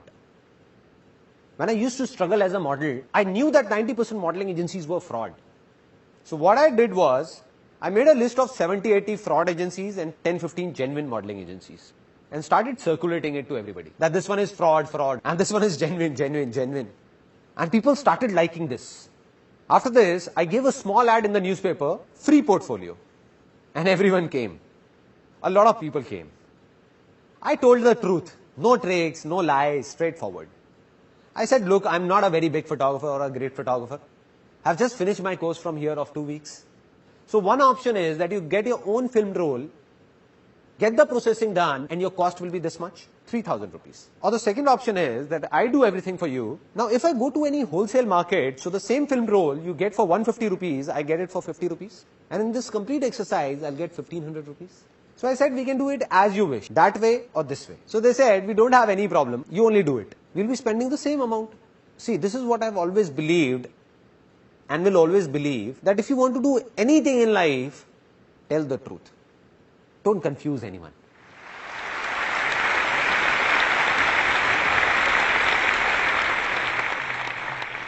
And people came. I still remember that I had spent 4,800 rupees on that first ad, because of which 7 or 8 people got their portfolios done from me, and the first income of my life, 15 to 20,000 rupees, came from here. This was the first success of my life.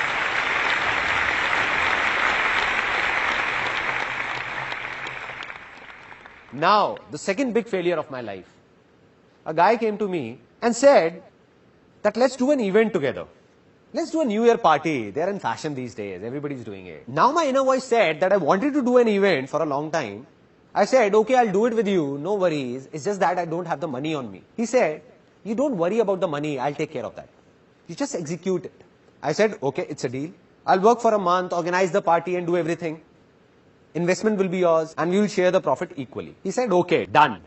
He gave me 15,000 rupees and I distributed those 15,000 rupees to everyone. I paid to the banquet guy, the DJ, caterer, all of them knew me.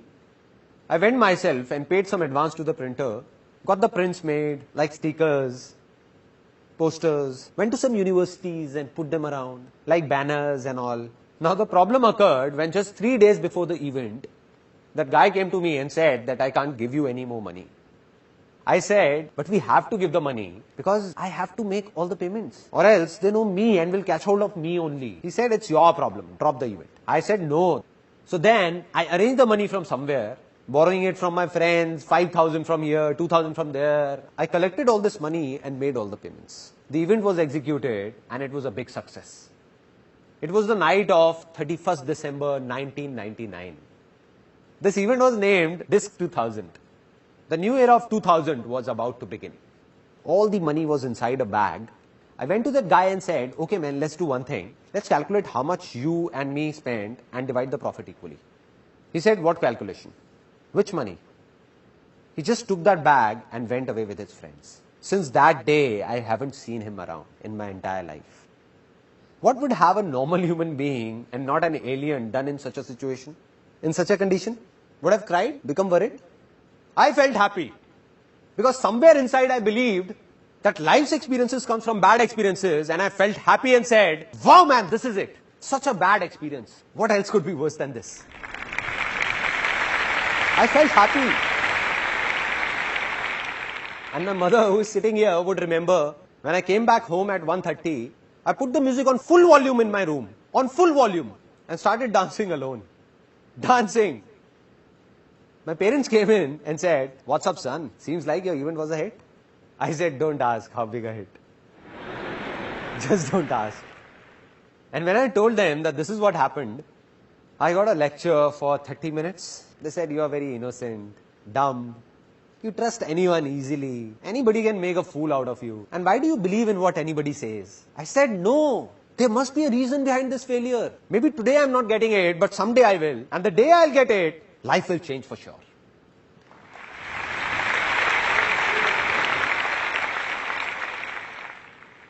One year passed by, 2 years passed by, I didn't get it. Didn't know what was that failure for. Until in 2003, I had reached a level in photography where I got stuck. The problem was that in photography, it's not only the work but the name that sells. It means that no matter how good I was, but because I didn't have a name, so all those people who got their photos clicked by me were rejected by modeling agencies saying, what trash. What an amateur shoot. Who is this Sandeep Maheshwari? Lives in a cave or what? From where is he? Get yourself clicked from a good photographer. So they used to come back to me saying, what's up? What have you done? What a bad shoot. Here, have a look. So I said, I have to make a name somehow. How to do it? I don't know. But I believed it's easy. An idea came from somewhere to make a world record in photography. I went to Limca Book of Records, met the chief editor, and I remember I was sitting, me this side, and she on that side of the table. I had already taken an appointment. She said, yeah, tell me. I said that I want to make a world record in photography. She said, okay, so what have you thought of? I said, you tell me what needs to be done. Because somehow I managed to reach there, they could not throw me out. So she said that, look, it's not that easy. You have to do a lot of things.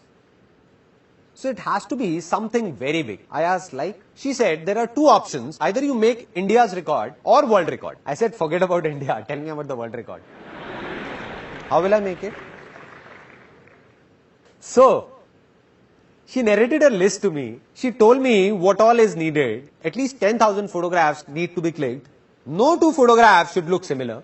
All should be different. Our moderators will be present there. A minimum of 100 models need to be hired, and this must be done within 12 hours. And after that, when the film rolls will be made, we will check the contact sheets, and if everything is okay, then your name will come in Limca Book of Records. You will get the certificate. I said, okay. Anything else? It will be done. I gave her a date, saying that on this date of the next month, this world record will be made. I had no clue what will I do. As I was leaving her office, she said, Sandeep, just 1 second. I said, yes, ma'am. She said, I recommend you to hire an event management company for this. The moment she said an event management company, thak. I said, madam, here is an event management company in front of you, Disc 2000. So that big failure of my life was about to turn into a big success. And from there I got the confidence that I will make the world record. And when I told my friends about it, they said, what are you saying, man? You will create a world record? You will hire an event management company? Spend 300,000-400,000 rupees? I said, no event management company. I'll do it myself. They said, okay, models. You need 100 models. And one model will charge at least 5,000 rupees. Do you have that much of money, 500,000 rupees to give to the models? I said, I don't even have 10,000 rupees. I don't know how or what will I do. I don't have it. But I said, this world record will be made. They said, no. I said, yes, it will happen. I kept saying, it will, it will, it will. And when we ask from within, we get answers. And I got the answer. A model was sitting in front of me. It was a very interesting moment. He said, I don't have this much money for the portfolio, but I can give you 500 rupees. I said, no issues. No issues, my inner voice said. I said, I'm making my world record. And you just give me 500 rupees. Your photos will be clicked. My world record will be made. And you will get a portfolio in just 500 rupees. Any problems? He said, no problem. I spread this message across. People queued up after that. Somebody is making a portfolio in just 500 rupees. A portfolio otherwise made in 30,000 rupees is being done in just 500. A total of 122 models came. More than 10,000 photographs were clicked in 10 hours and 44 minutes. No two shots were similar. The whole event was managed by me. And at the end of the day, my world record was made.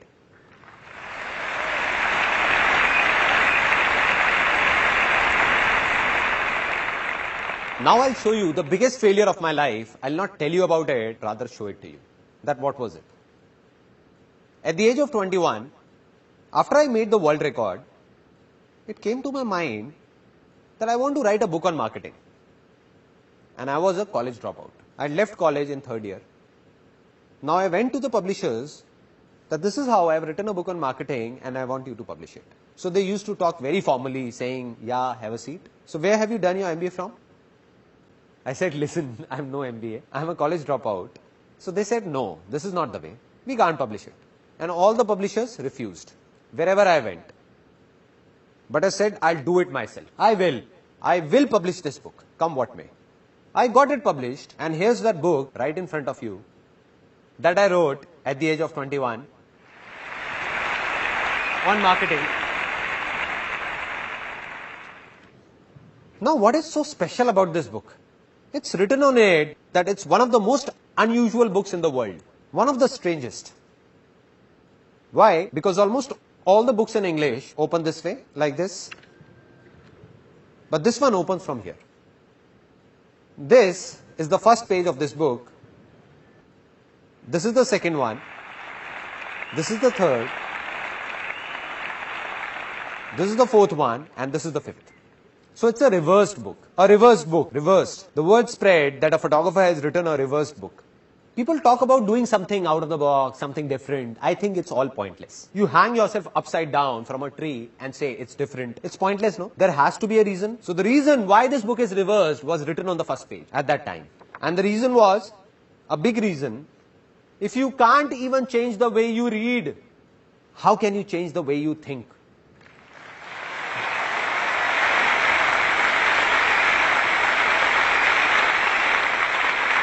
That is, if you can't even change the simplest of your habits, how will you change your life? Just leave it. This book is not meant for you. And that's what happened. People took it seriously. They said, okay, if you don't want us to read it, so be it. Out of the 1,000 copies I got published, just 150 got sold. And the remaining 850 copies were taking a lot of space in the house because it was a small house with a studio and all of us packed together. So my mother gave them to a ragman. So a decent failure. Maybe you will see some grams wrapped in the pages of that book. Failure, that too a big one. Didn't know why this happened. Not at that time, but today I know. This book failed, but to write this book, I read countless books, and while doing so, my fertile land got plowed so many times, that everything became easy for me. Right.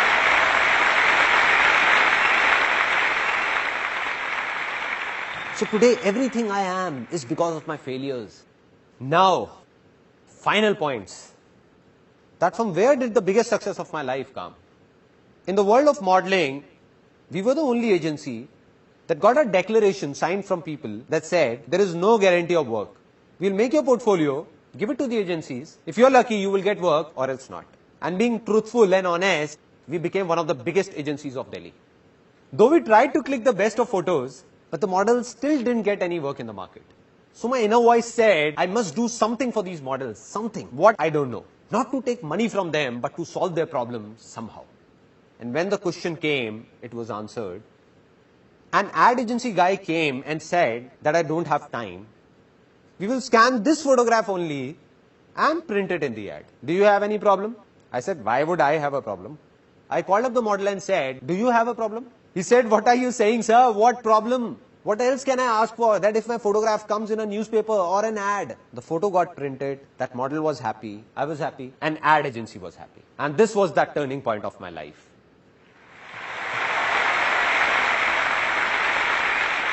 That's when the calling came, that this is what I want to do. And this is what I did. I'll explain it to you in brief, that all the ads around you that you see in newspapers, magazines, or hoardings, almost all the brands in India, the photographs seen in them are ours. Those companies buy them from us.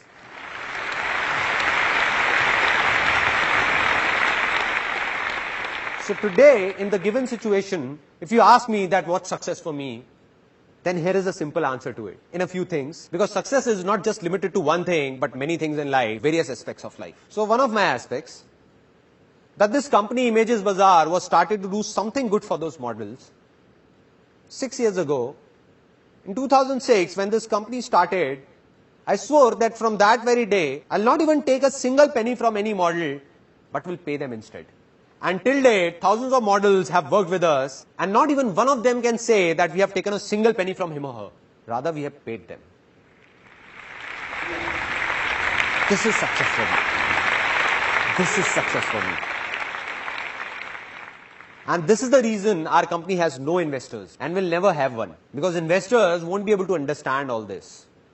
What will they say? They will say, you are crazy. Being such a famous production house of India, one of the biggest, doing so many shoots, and that too genuine. If you ask the models to pay you 50,000 rupees, they will not even ask why and put the amount on your table. But we will not take it.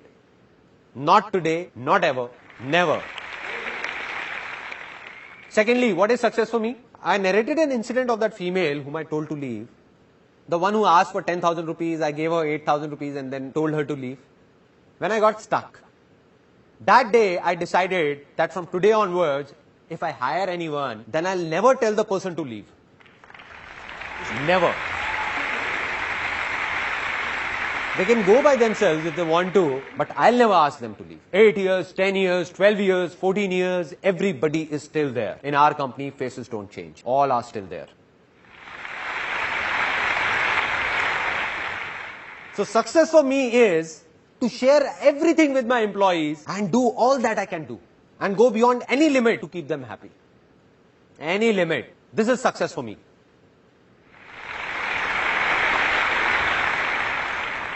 If you ask me that what do I believe today, am I successful or not? I'll look straight into your eyes and say, yes, I am. I am successful. Why so? Is it because of the work I did in the past? No man, that was past. All the awards I got, business I did, that is all gone. That was past. It doesn't matter. There are many people in this world who keep on saying that I failed once in the past and keep saying I'm a failure, failure, failure. Come on, man, it's not that you are a failure, you were a failure. You were. Right. On the other hand, there are people who became successful in one thing in the past and keep talking about that only. Keep talking that I am successful. I am. You know why? Because 20 years ago I did that. Back then. No, man. What are you doing today? Are you really happy today? You were happy back then. But today, are you doing what the world expects you to do? Or are you doing what your inner voice says? If you're following your inner voice, then only you are successful. Otherwise, you were a success yesterday, but you are a failure today. So I am successful today because of what I am doing today. While you'll be surprised to know that some people still think of me as a big failure. Why? I'm doing so many good things. Business is good, everything is good. Those people who were running in a race with me. And everybody believed that Sandeep Maheshwari will become the biggest entrepreneur of India. But I stopped running. I said, continue. I'm not in this race. So as per them, all this I'm doing today is out of their comprehension. But I'm a failure for them and it doesn't make a difference to me. To hell with them. It doesn't matter whether someone praises me or abuses me. It's all temporary. Today you all are praising me because you're feeling good. But tomorrow in media, if you read something negative about me, then you'll be the ones abusing me, cursing me. You only will be saying, what man, what a cheap fellow. So will I be a failure then? So will I be saying that I'm a failure? So I'm not successful because some people think that I'm a success. Or some people think I'm a failure. I am successful because I believe that I am a success.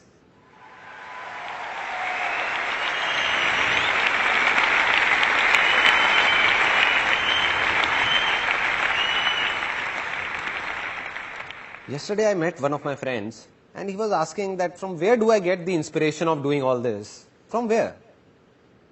It all started when I was 12 or 13. My grandmom used to narrate a story to me and I liked it so much that I listened to it daily and cried daily. My grandmom used to say, I'll not narrate it again because you cry. And I used to say, please, please. It was a story of a man who used to be very happy with his family, friends, very happy, enjoying. Then a stage came in his life when greed crept in. And because of that greed, he started fighting with his parents, brothers and sisters, with the whole world.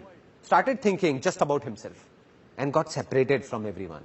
He even started fighting with his own wife and kids. So in the remaining last few seconds of his life, when he was about to leave this world, tears were pouring down and he was crying, crying and crying. And the last words he uttered were that I made a big mistake. I made a big mistake. And he left this world saying this. So when I used to listen to that story, something happened inside me.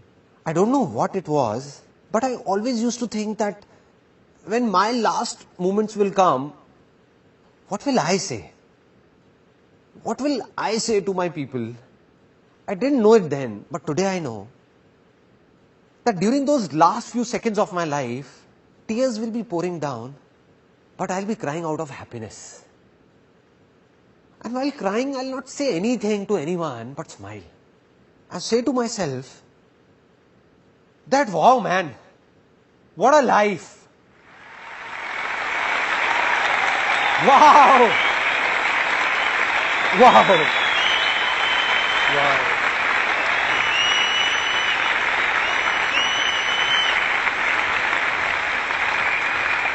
This is life.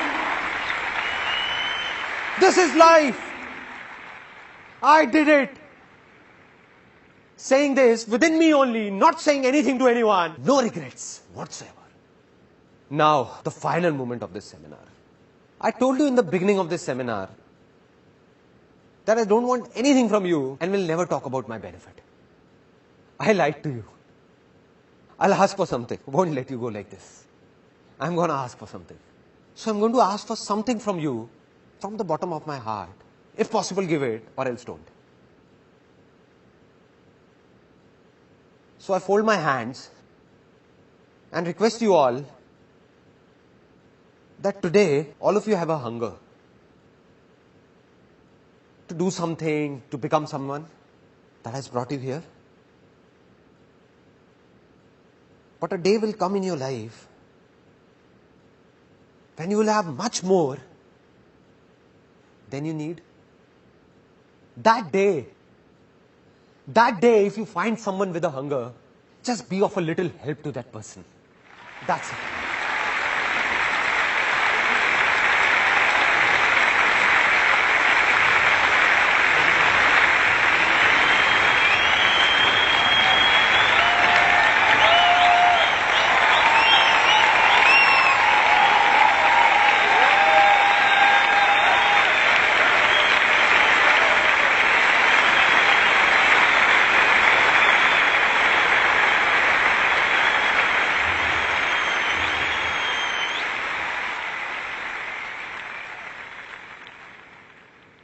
Today, this was the last life-changing seminar of my life.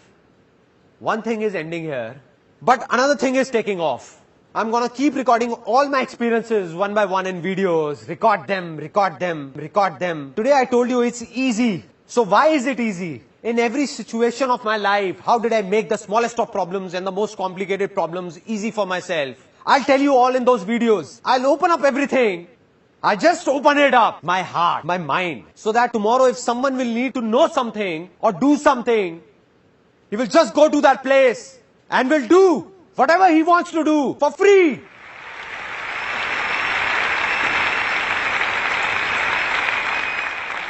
And I'll go from this world, but millions like me will come forward. Millions out of you only. Millions like me, where I am standing, right here, someone else will be here, some other crazy fellow, someone else will be doing something like this, and this world will change. This world will change.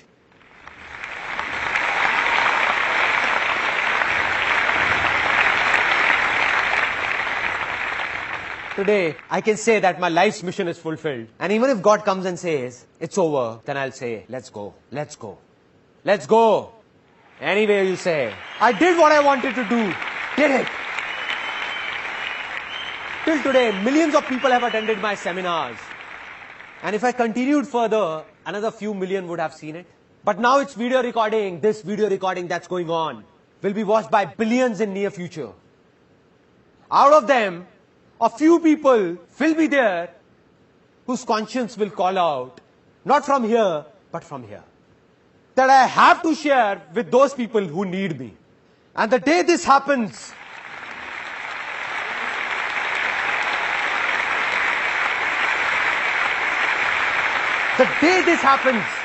that day, not only in India, but across this whole world, nobody will be hungry. Nobody will be hungry.